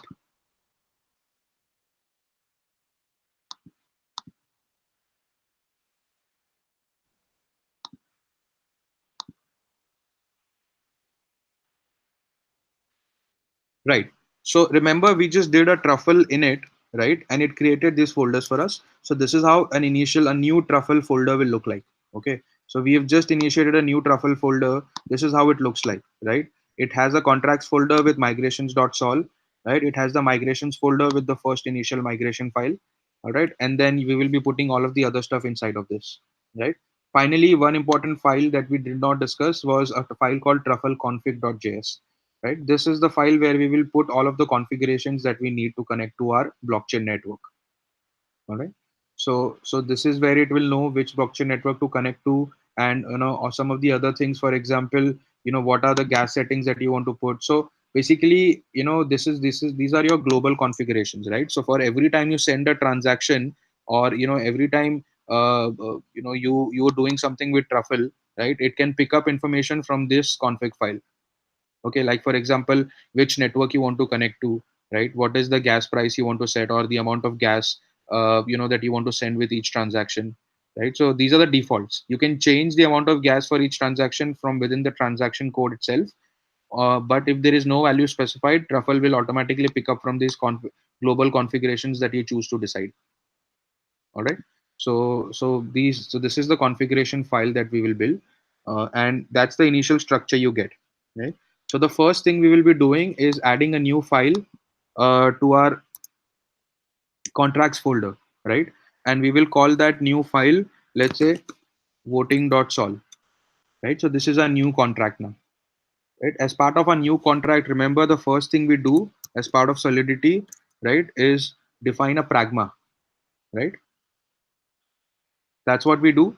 We define a pragma, and then this is where we say what will be our version of Solidity, correct? So as part of writing our code, right, we are going to do something like pragma Solidity, right? And we will say that it's going to be, let's say, uh, 0.5.9, right? So what this means is, I'm Hi, giving, Akash. yeah, One minute. Can you please share the GitHub link once again? oh, I had there was a question. Please share the GitHub project link.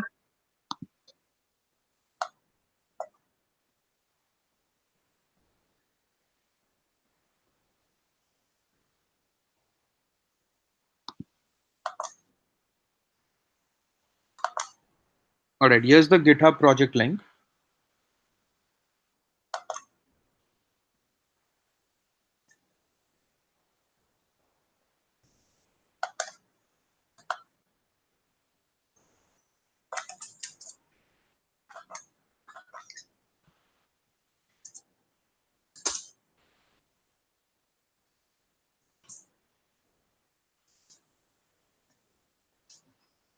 So Rajat, your question, which is about the truffle installation giving a permission error, right?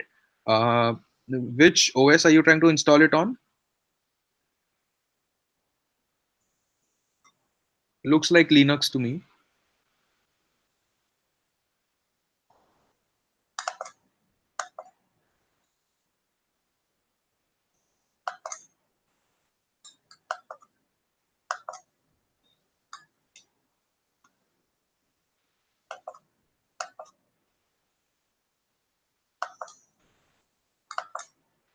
All right. Also, Ajit, you were asking how did I get to this screen? So which screen are you particularly referring to? Are you referring to uh, this screen? So this is, I'm just opening the folder that we get, right? So once we've installed Truffle, I just did I opened my terminal. Inside my terminal, I created a new folder called Truffle Test One, right? And inside of that folder, I ran a command called Truffle init, right?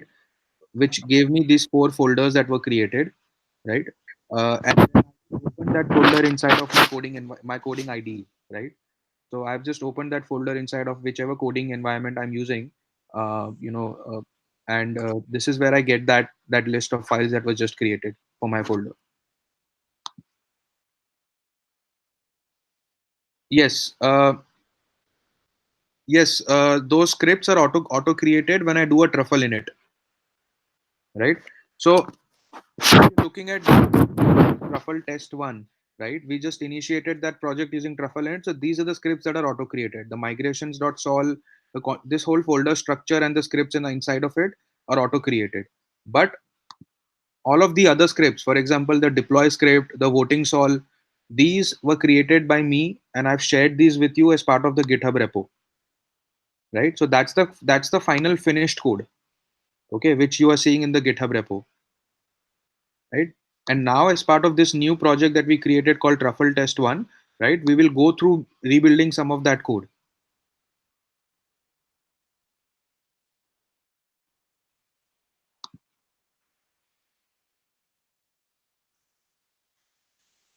Okay, so Rajat, if you're getting that permission error inside of an Ubuntu VM, I would advise for you to go check out some of the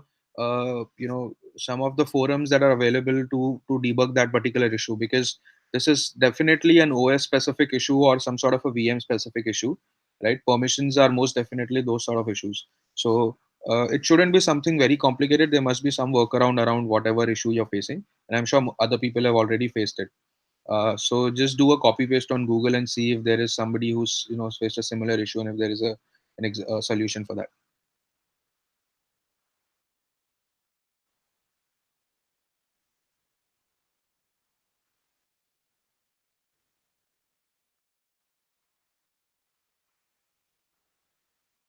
All right. So let's move ahead now. So now we know that we have this folder structure automatically created for us when we do a truffle in it, right?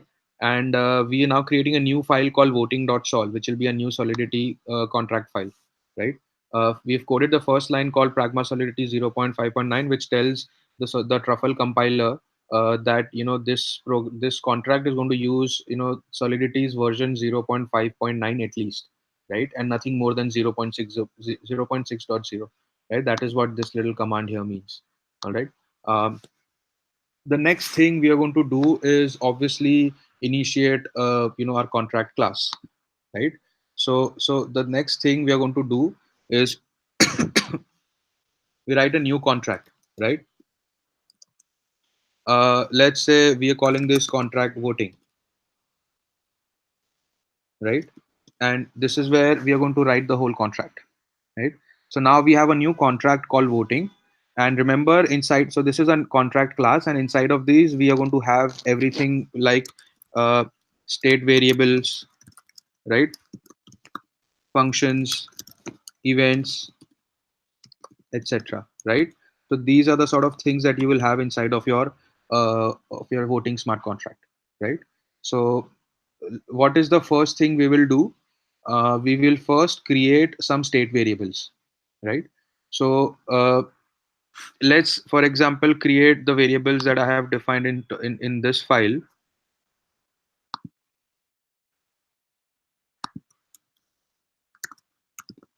All right. So what is it that we're doing here, right? So I have created a variable. So we have looked at one data type inside of Solidity, which is struct, right? So struct is a data type which lets you create.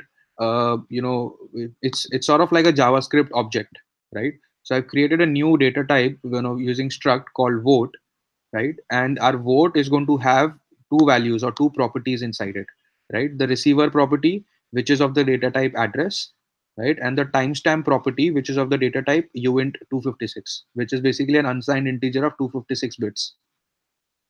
All right.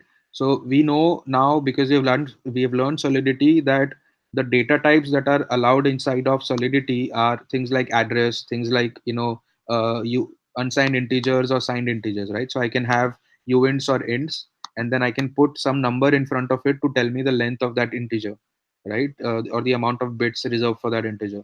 So I can have anything like uint 256, which is the longest bit, right? Or uint 4 or uint 32, right? So it must be a multiple of it must be a multiple of 8. So I can't put uint 4.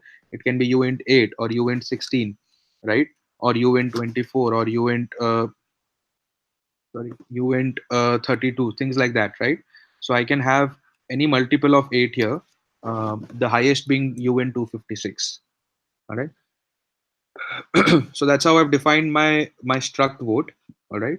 uh, the next thing I will do is define another data type now, right, which is called mapping. Okay. Mapping is another data type. Remember, I told you that mapping is similar to a hash map, right? And inside of mapping, what I'm doing is I'm telling that this is a mapping of an address data type mapped to a vote data type. The vote data type is this new struct that I just created, right? So basically, what this mapping will do is it will map.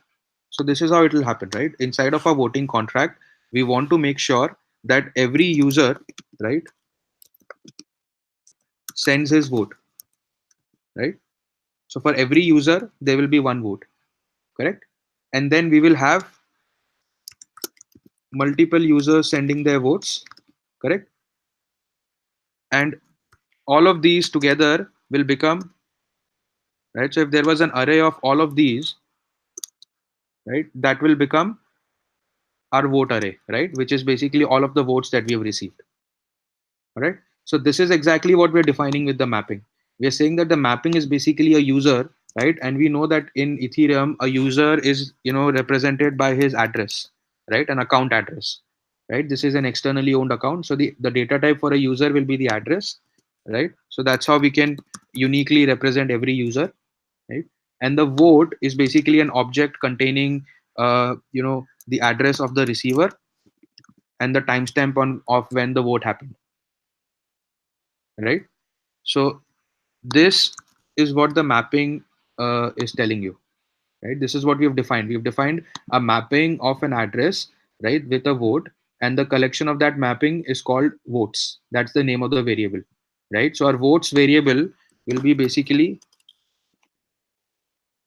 like this, right? So that is what is defined as part of mapping.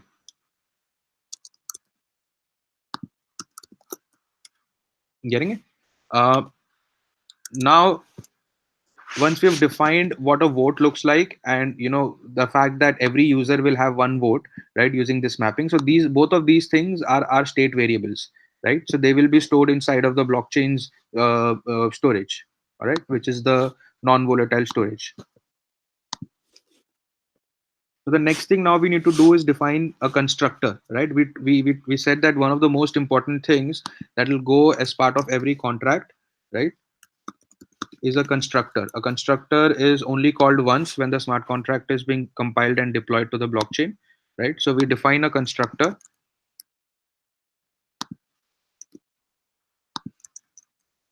right? A constructor is defined as simply as this, right? We just say constructor, right? A function. It's basically a function with the name constructor, right? And we just given all of the parameters that we want to pass to that function, to that constructor. Okay. So for example, we could have passed parameters like, we want to initialize the vote to some value, right? Or we want to make sure that the voting struct is, blank at the time of the contract is created, right? Or for example, we want to make sure that we have a new state variable, right, which is a boolean. Okay, and we're saying that the variable is called is voting open. Okay, so this is a new variable that we have defined, which is called is voting open, right? And we want to make sure that this variable, by default, when we deploy the smart contract, right, we want to say is voting open is false, right? Which will make sure that when the smart contract is deployed onto the blockchain, right, our voting state will always be closed, and then somebody will have to change that voting state from closed to open, right? So we can only accept votes when the voting is closed. So right, so all of those sort of things you can define as part of your constructor, to make sure that they are executed only once, and at the time of deploying your smart contract, right? So the next thing that we will do is define the first function, right? Let's say the first function is start voting, right? So we want to define a new function now that says start voting. Now, as part of this function, right, I want to, the only thing that I simply want to do is make sure that this is voting open becomes true, right? That's the only thing that I want to do as part of this function. But I also want to make sure that this function now, right, is accessible from the outside, right? So there is a visibility parameter for functions, and we call it external, right? So what this means is this function is an external function, right? Which means that anybody from the outside network, I mean, anybody from outside the Ethereum network can access this function, right? And that's why we're defining this function as an external function, all right? So that's what we're doing with saying, start voting. But you see there is a problem here, right? And the problem is, uh, anybody could just start and stop voting, right? I can have another function here which will be stop voting, right? And I will call it external, and inside of this I will say is voting open equal to false, right? But you see, the problem is anybody could then just go in and call this function from outside and change my voting state. So there is no access control here, right? Anybody who can connect to an Ethereum network can just go in and change my voting state, which is not any something that you would want as part of your application. So you would want some level of access control, right? That only, let's say for example, the admins, right? Or let's say for example, whoever is the owner of this smart contract, right, can change this voting state, right? So let's see how we can do that, how we can define an owner for a smart contract, and how we can make sure that only the owner can change or access certain functions inside of a smart contract, right? So for that, let's put another state variable. Okay, and let's call it address, right? And let's call the name of that is owner, right? So we've defined another state variable, we're calling it address, as the data type is address, and when the name of that is the owner, right? So now as part of our constructor, right, we will define the owner, right? So we'll say as part of when the contract is deployed, right, save the value of owner as message.sender. Remember, message.sender is a globally available variable inside of solidity that tells you that whoever called this constructor function, who calls the constructor function? The person who is deploying the smart contract, right? So the constructor function is always called at the time of deployment by whoever is deploying the smart contract, right? So we get the address of who is deploying the smart contract from this message.sender variable, and then we pass it to the owner variable and make sure that the owner is saved as this person. And now nowhere in the smart contract will we code any function that will allow anybody to change the value of the owner, right? So the value of the owner is only set once at the time of deploying, and then it can never be changed because there is no code for changing it, right? So it can now never be changed. This is the value of the owner, and now we can use this owner value to make sure that only the owner can run these particular functions, right? How do we do that? Right, we can do this by using a concept called modifier. Remember, we learned about modifiers, right? So we have a new modifier now, which is called only owner. Okay, we can call it anything, for example. So we're creating a new modifier called only owner, right? And as part of this modifier, right, what we are saying, so this is where we put the checks, right? We will say that the only owner modifier is the fact that the message dot sender, right, must be the owner, right? So this is what we're doing with the modifier, right? But you can't just put like that, right? So you have to put a require message here, right? So remember, as part of our error handling and checks, right, we saw that there were two types of statements that you could put. One is require and the other is assert, right? So you can do require or assert, right? And each of these functions will allow you to do some sort of check. So what we're doing is, as part of our modifier, right, we're saying that require that the message dot sender is equal to the owner. Okay, and if it is not, it will fail, right? And it will not let you go further, right? So this is the modifier we have defined, right? And the modifier will give you a true or a false value based on whether this require function passes or not, right? And the underscore at the end of the modifier, we've already looked at what this does. This will pass the control state of the function to where this modifier ends, right? So we've defined the modifier. Remember, we can also add a message here, right? The syntax for require is you can put a condition, and then the next parameter could be whatever message you want to send to the user in terms of a failure, right?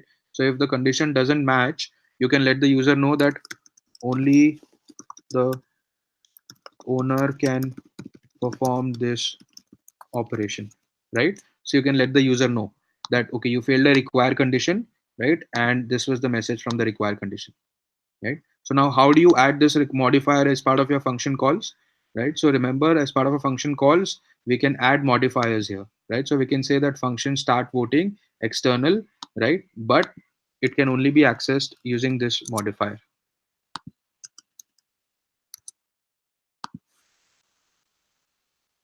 right? So you can add any number of modifiers one after the other. Okay, so now both of these functions can only be used by owners, right? So that's how we have defined functions, right? We have made sure that these functions are external, right? We could have either external, or we can make them. So there are four types of functions, right? There are external, there is uh, the internal functions, right? There is the private functions, right? And then there is a function called public, right? So these functions are external functions because these functions, we don't want to use them inside of a smart contract. They're only meant to be accessed from somebody from outside, right? So we're calling them pure external functions. External functions are only supposed to be used through external API calls. All right. So now we have two functions, which is start voting and stop voting, right? Now we want one more function, which is to add a vote, right? So we will have another function, which is to add a vote, right? This function will also be external because it has to be called from outside using our APIs. But this function doesn't have to be called by the owner only, right? So anybody can add a vote. So this function, we're going to keep it, without any modifier. We're going to say everybody can access this function, right? So what are we going to do inside of this function? We are going to add a new vote, right? So the simple way to do this is inside of this our votes mapping, right? We are going to add a new vote, right? So the way to do this is how you access your mapping, right? So your mapping is called votes, right? Your first variable inside of your mapping, right, is an address, correct? So you're going to put the address. So your votes, which will be your index basically. All right. So your index for your votes mapping, right? Remember your votes looks like this, right? It is basically a series of users and their votes. So whichever user you want to add, that will be the index, and this will be the value, right? So your votes, which will be the index. The index will be the user who's voting. So that will be the message dot sender, right? Because whoever is calling this add vote function, he will be the user who's voting. Okay. And what value do we want to set? Right, the value is basically the vote struct, right, which has the receiver and the timestamp, right? So as part of our add vote function, right, we are going to accept an incoming variable, right, and we will call it address receiver, right? So when somebody calls the add vote function, they have to obviously mention who they want to vote for, right? So and then we will what we will do is we will say, as part of our votes mapping, right, for the voter, which is message dot sender, right, set the receiver as receiver, right? I just changed the name of the variable to avoid a conflict here, right, because both of them are called receivers. So I just, all I've done as part of this code is I've just added, right, a new vote, and then I've set the value of that receiver for the vote as, the receiver that we've got, right? Also, we have to set another value, which is the timestamp, right? Because our vote has both the receiver and the timestamp. So we've set the receiver value of our vote. Let's also set the timestamp value of our vote, right? So again, we are going to set message.sender, right? And the timestamp will be now. So now is a global variable available inside of Solidity, which will give you like the latest timestamp, which will be like the timestamp of the latest block in the network, right? So that way you've set the values for your votes, right? And that's it, right? So that's how you essentially set the values for your add vote function. But again, now inside of this function, there are a few things that you would definitely want to check.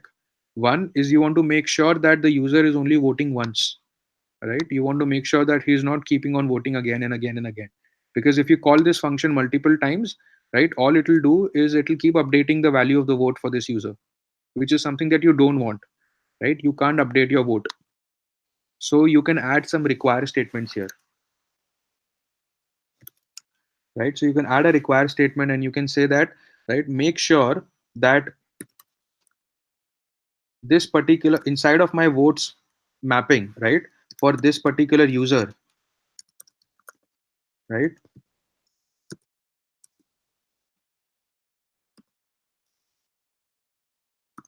is zero, right?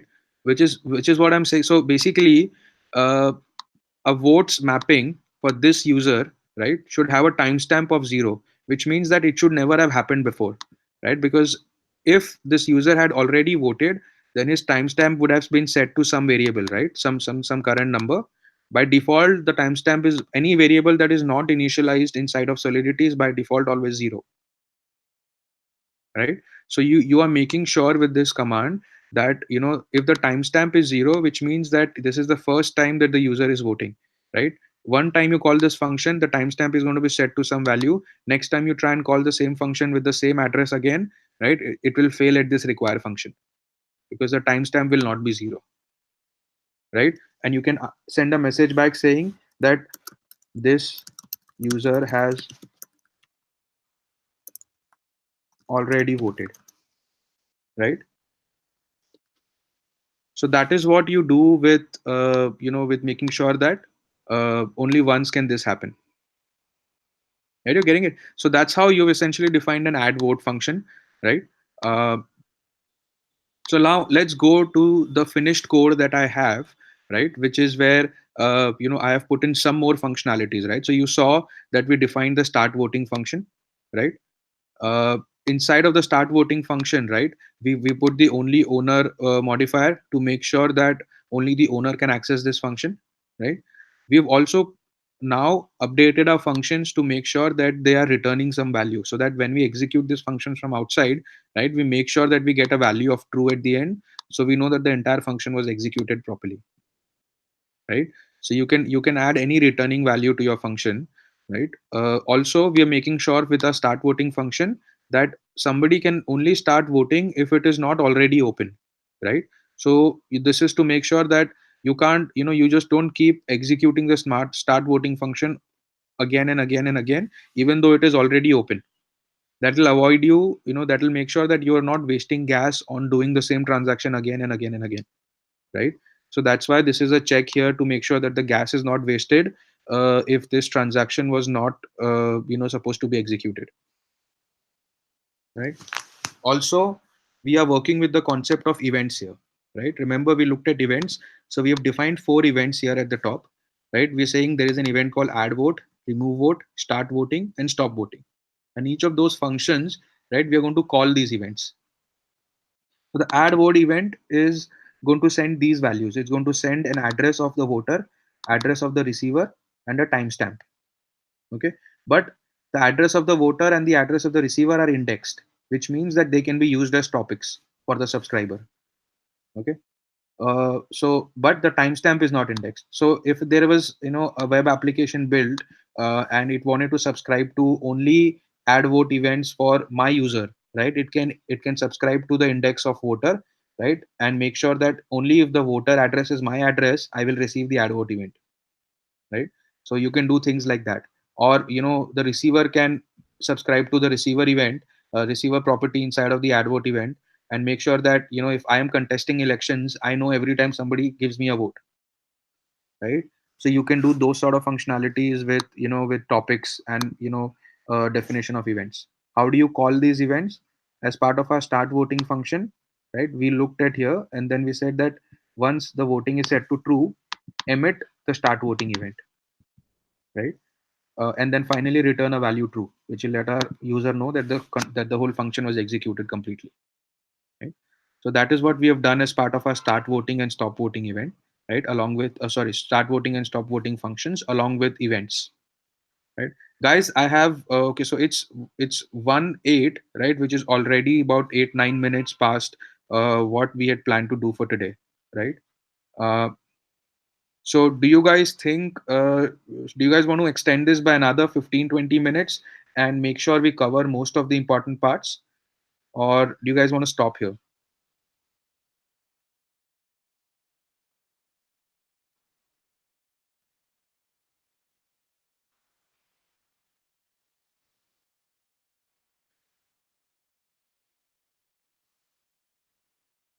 All right. Also, I see that a couple of people have asked to share the link to the scripts, which is basically the repo that I have shared with you guys. Uh, are you guys not able to see this repo here? Right, the link that I've shared with you guys. Uh, is it still not visible for you guys?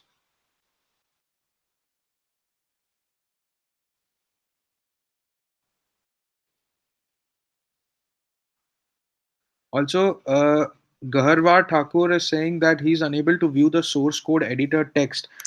Is that because the size is too small?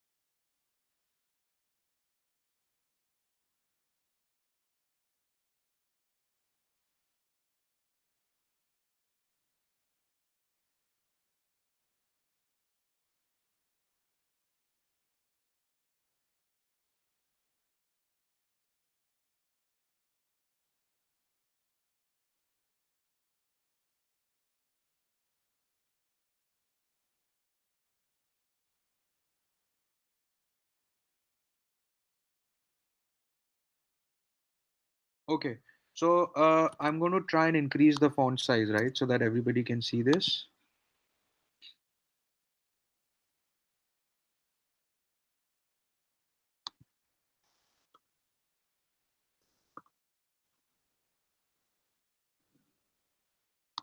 Is this good enough?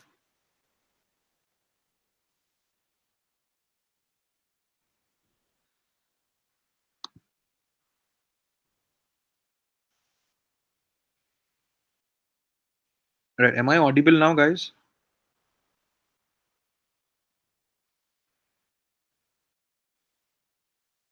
All right. So, right. I just want to ask that quick question again, right? Do you guys want to continue for the next 20 minutes, or do you guys want to stop here?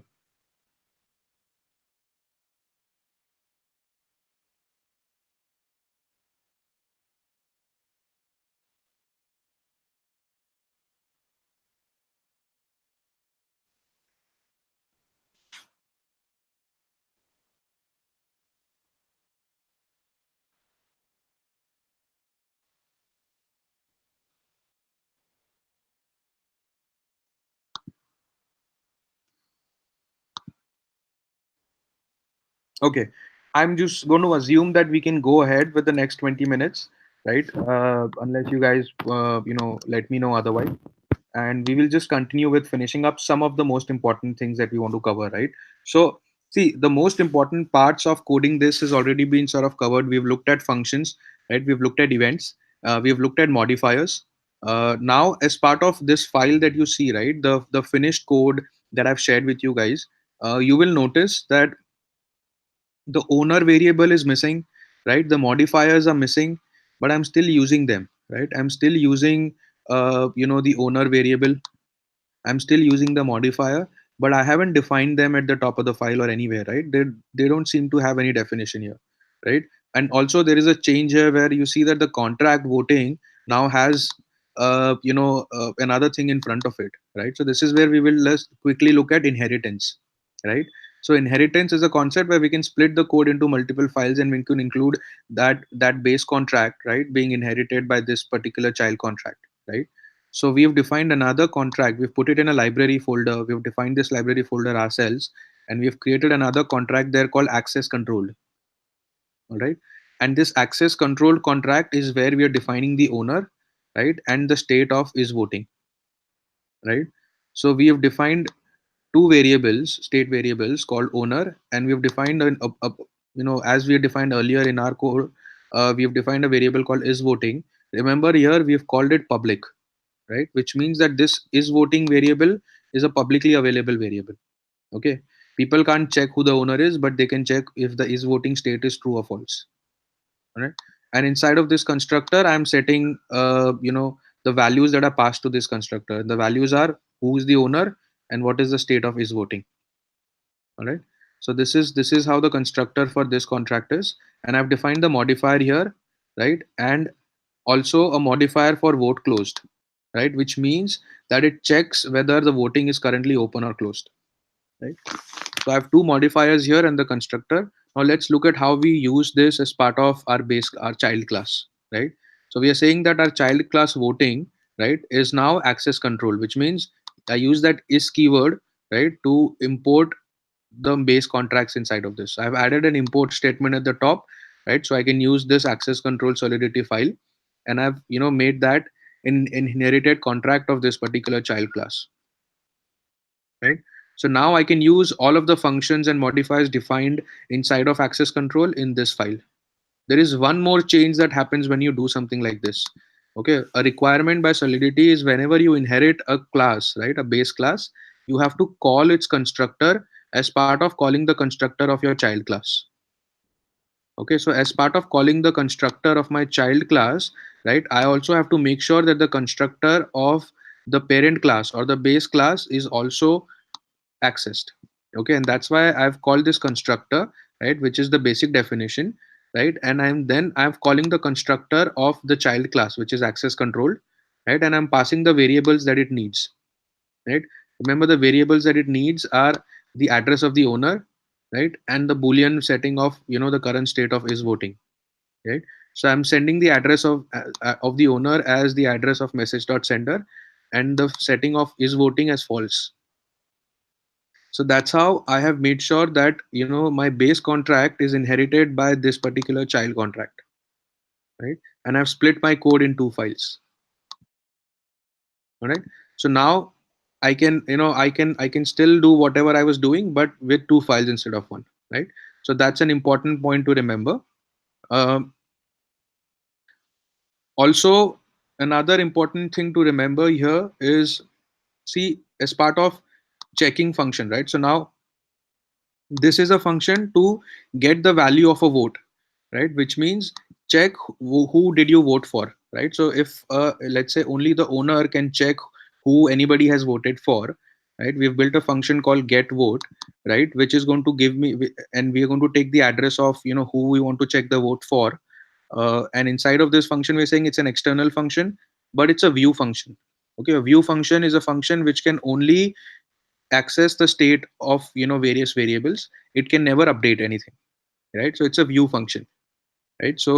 And that's important because you can only make call inside of web3.js. You can only make calls to view function, right? If a function is not view function, then it has to send a transaction to that function, right? So you're doing a view function and then you're adding some modifiers here. You're making sure that you can only allow the owner to execute this function. Also, you can only check the status of votes after the voting has closed, right? So that is what you're doing with this second modifier. And finally, you just return a value, right? You will also see that in some of my functions I'm using something called assert, right? And I'm asserting that the so assert is generally used for what, right? The difference between require and assert is, require is used to check that certain conditions are matching or not, right? Assert is generally used to make sure that whatever input value you have given, right, is of this right format, or you've not missed sending those input values, right? So with assert I'm checking that the receiver is not address 0, which means that if somebody had forgotten to send the address variable when calling this function, it will fail at this assert, right? So this is like a sanity check of your function call, so that just because the sender forgot to send address here, right, it will not end up going somewhere down in the function and then failing and end up consuming more gas, right? So these are the tactics that you use to make sure your gas consumption is limited even when there are errors from the user side, right? So those are the sort of things that you can do, right? And that's pretty much what you will do as part of defining your smart contract, right? So this is how we've defined a basic smart contract, right? Where people can add a vote, they can remove a vote, right? An owner of a smart contract can start voting, stop voting, and they can fetch the votes of whoever has voted, right? So those are the functionalities we have added as part of our smart contract. Now we will deploy our smart contract. For deploying a smart contract, we are using this deploy script that we have built, right? Again, it is a standard way of doing this. You can check this on the truffle documentations as well. It's a very simple process. All you have to do is, as part of your deploy script, right, you will get three variables available: the deployer, the network, and the list of accounts. Okay, the list of accounts is all of the accounts that are available as part of your ganache, right? So all of these 10 accounts are available inside this accounts variable. The network is the object which has the configuration of the ganache network, or the Ethereum network that was set up by ganache. All right. The deployer is the method that you will use to deploy your functions, right? So basically, as part of writing your deploy scripts, right, you will just use a return to a deployer, right? So you will return a deployer which will then basically give you a promise, which when resolves, right, all you have to do is just do deployer dot deploy and then pass in the contract that you want to deploy. Okay. So when you do a deployer dot deploy, you pass in the contract and then you do comma, and then you can pass in any variables of your constructor, right? In our case, our constructor has no variables, right? It's a blank constructor, right? If our constructor, for example, had variables like, for example, address, someone, right, and then UN 256, money, right? So then, as part of my deployment script, I would have to put the name of the smart contract, right, and then uh, the value of someone, and then the value of money, right, which are the two variables my constructor needs, right? But in our case, because there is nothing like that, we're just going to have the name of the smart contract, which is going to be deployed, and nothing else. All right. So that's all we need, right? So we have created the deploy script. It's something that you have to do very quickly. Mostly what you will do is you will, so this whole deployment function, right, is available inside of, it's available inside of the truffle file. You just copy that, and then you just change the name of your smart contract that you want to deploy, right? So once you've done that, uh, that's about it, right? So you are now ready to deploy and test this smart contract, right? It's as simple as that. And how will we do this? So let's quickly go back to our terminal, right? And let's quickly go to that folder. um what is the folder called? It's called Ethereum voting app demo, right? So we are going inside this folder, right? Inside Ethereum voting app demo, and then we are just going to run a command called truffle compile. Okay. When I run this command called truffle compile, it's going to compile my entire smart contract, right? And it will tell me if there are any errors. If not, it is just going to build those compile files, right? So you saw that it compiled all of my smart contracts, right? And then it wrote the artifacts to a folder called build. So you'll now see a new folder here called build, right? Inside build, you have your smart contracts, right? And you see, I told you that at the time of compiling, it will generate ABIs, right? Application binary interfaces. So this is the ABI that gets generated, right? Your JSON file. I told you that the ABI is just basically a JSON representation of your entire code, right? So this is what it looks like, right?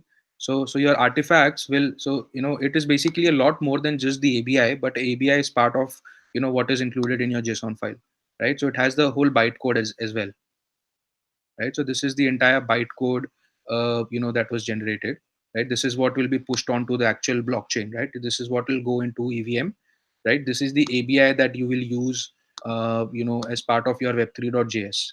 Okay, so you need this JSON file as part of your web3.js. So this is the first file that you will keep. You will either save it somewhere else, or you will remember that it's part of your build folder. All right. So we will need this file later on. So we've just compiled our code. Everything worked fine, no errors, right? So it was all good. The next thing we will do is a truffle migrate. What this will do is it will take the compiled files, right, and it will push them to the blockchain network, right? How does it know which blockchain network to push to? That is defined as part of truffle config. As part of truffle config, we have put the network definition here, and we have said that the network definition is development. You can name it anything here, right? And then we say that the host is the local host, the port is 7545. Okay, where are we getting this information from? Right, when you started Ganache, as part of the settings for Ganache, right, you can go to server and you see that your host name is this and your port number is this, right? So this is where it is connecting. So it's basically connecting to Ganache for the blockchain network. All right, and you can set some default values, right? You can set default values like what will be the gas, the gas limit for, every transaction that you send, right? And what will be the price of gas for every transaction you send, right? So these are the settings that you have done.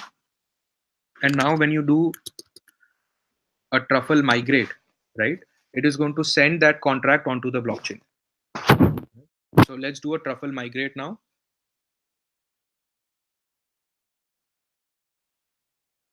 Right, so you saw a lot of logs came, right? And what it did was it ran those two migration scripts. Okay, the first migration script was the initial migration.js, which is the default script, right, which is what it uses to keep a track of your smart contract on the blockchain. So that script was executed and you saw all the results, right? And then finally your deploy script was executed. Okay, and it is deploying your voting smart contract, and then you saw that your smart contract was deployed, and this is the address of the smart contract, right? And this is important, okay, because this is the address that you need along with the ABI to interact with your smart contract. Okay, this is the contract account which essentially created this. So this was the owner of the smart contract, okay, because this is the account that was used. Where is this account coming from? It is the first account inside of your Ganache. So by default it uses the first account inside Ganache. Okay, so this is the same account that is used to create the smart contract. Right, and you saw that the values that you've set as global values, they were used to create the smart contract, right?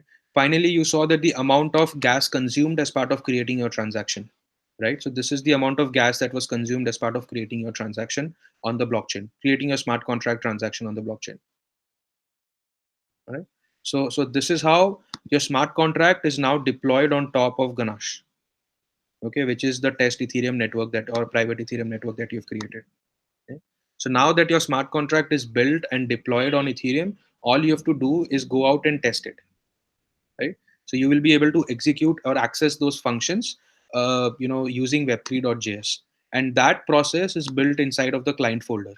Okay, so I've built a sample application with some UI, right, which is going to essentially, uh, so this is the sample application, right? This index.html, which has the UI for allowing us to make those transactions, okay, for essentially voting, and we will see how that happens. So let's quickly, so the way to check this out, right, is inside of the client folder, you will see a folder called source, right, and then an index.html, right? So all you have to do is open that index.html in your browser. Okay, so I'm going to open that index.html in my browser, right? And this is the UI that I've built, right? And this UI is, it has web3.js injected on this page. Okay, where is that happening? You see, I have imported web3.js here. So this is where I'm importing web3.js, right? So the min file for web3.js. So my page now has web3.js. Okay, and I'm using web3.js for accessing different things from my smart contract. So the first thing I want to do is web3.js needs to know which node to connect to, right? So it needs to know which node to connect to, and that information, right, is available as part of my JavaScript file for my application, right? And what I'm doing is I have hard coded, because I know that my node will be will be the localhost 7545, right? So I have put that as the address that it wants to connect to, right? And remember, we said that we have to put the web provider, right? So we have defined the web provider here, which is how Web3 is connecting to my particular node, right? Once Web3 is connected to my particular node, right, it needs to talk to my smart contract, right? So to talk to my smart contract, it needs to know which user it wants to connect as. Okay. By default, I have coded it in such a way that it picks up the second user of Ganache, okay, which is accounts number 2, right, or accounts number 1, because the script starts from 0, right? The index starts from 0. So this is the user that it will by default connect as. Okay, but it needs to know the address of the smart contract that is deployed. So the address of the smart contract will be this address that we just deployed, correct? So I'm going to copy that address and I'm going to put it in here, right? And then I'll say connect. So it will say that, so now it's basically connected to my smart contract, right? And I can see that the ballot box that I've built for this, right, the state of my voting is closed. So I can click on this button and start the state of my voting, right? Or I can add a vote. So if I try to add my vote here, right, I can select which address I want to vote. Again, these are all random numbers that I've put in here, right, which will be the receiver address that we send as part of the transaction, right? So let's say I want to vote this for this first person. I say add my vote, right? The contract was executed, but the function failed, and this is the error that we got. Voting is currently not open. Please try again later. If you look at the logs, right, you will see, right, that this transaction was executed, but it failed because of the revert statement that we had, right? Because of that require statement that we had, and that is why, we got this error. But obviously, still some amount of gas is consumed, right? Because till that error happened, something was happening, right? And some amount of computation was used, so there is some amount of gas consumption, right? So even for these error transactions, you are wasting money, right? So you have to be very careful about how you build on Ethereum, right? Uh, so that transaction obviously did not go through. It failed, right? So first I need to start voting. So I'm going to click on start voting, but it'll still give me an error saying that only the contract owner can perform this operation. I am not the owner. How do we know this? Because this is the account I'm connected as, right? FBAA, and that is account number this, right? This is not the owner. The owner is account number 1, right? Because we know when we deployed the contract, the owner was this account 4268, right? So we need to be connected as 4268, to be the owner, and then make those start voting and stop voting functions, right? So I'm going to open another instance of this app, right, on another tab. And in this tab, we will log in as the owner. Okay. So now I'm going to copy the address of the owner, right, which is the owner of the smart contract, right? And then the smart contract address will be the same, right, which is the same contract that we want to connect to, right? And we will connect. So this time, we are again connected. Now this time we are connected as the owner, okay? Uh, and now we can click on the start voting function to start the voting. So if I click on this voting function, you see I get the transaction result hash, right? The function executed, and I got all of this transaction data and then the receipt, right? An important thing to know, and you will be able to see all of the data inside of the receipt here. uh, for example, what was the total gas used, right? Also the logs, right?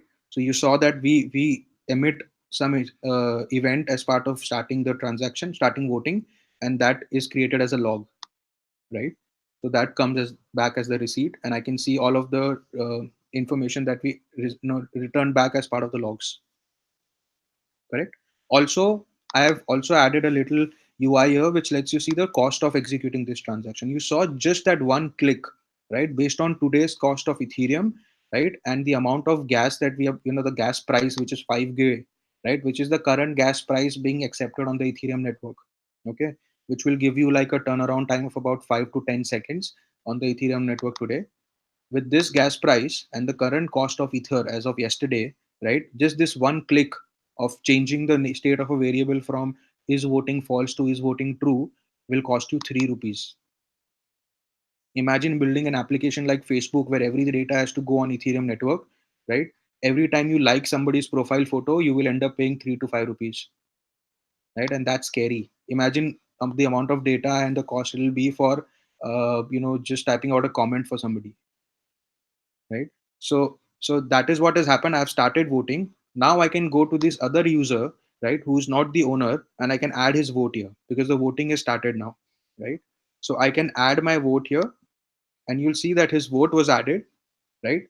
And again, he's got some transaction data and receipt for it, right? And the cost of adding a vote was much more, which was 7 rupees, right? And why was that? Because the function for adding a vote is much larger. There are more activity involved in that function, right? The add vote function is much bigger, right? So more computation happening here, and that's why the cost is almost 7 rupees here. Because the gas consumption, the gas used in this case is 66,000. The gas used in this case is 28,000, right? And that's how you sort of get a sense of how expensive it can be to build things on top of Ethereum in terms of like just the gas cost itself, right? So that's how we've built our application. We just added our vote. If we try and add our vote again, it will say that the user has already voted, so our functions are working correctly, right? I can remove my vote. This will remove my vote, right? I saw that the cost of removing vote is much lower. It is only 1.7 rupees, right? So I can remove my vote.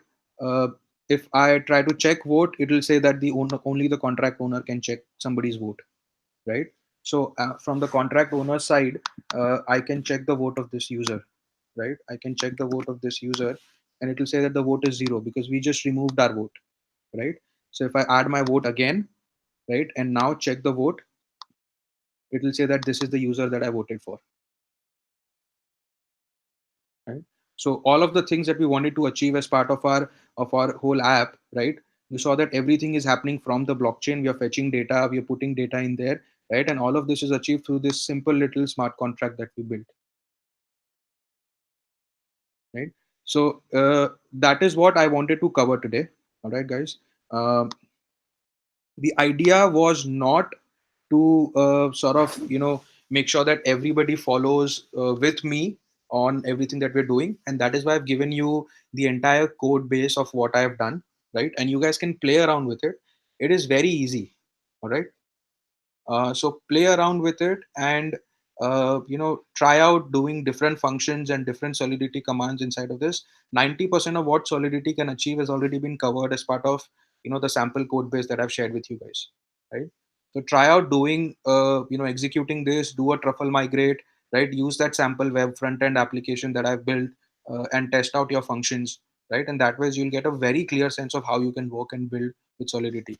What I've built as a front end application is a very clear example of something that you could actually make production ready very, very quickly, right? We have built products before where we have made things live with Ethereum as a, as the base of actual production grade softwares, and it's very similar to the sample code that I've given you guys, right? Obviously, it's much more complex because the UI is much more wider, but I've given you one sample UI of how this can be achieved using Web3, uh, plus all of the functions that we've coded in the smart contract are being consumed. All right. Is there any questions?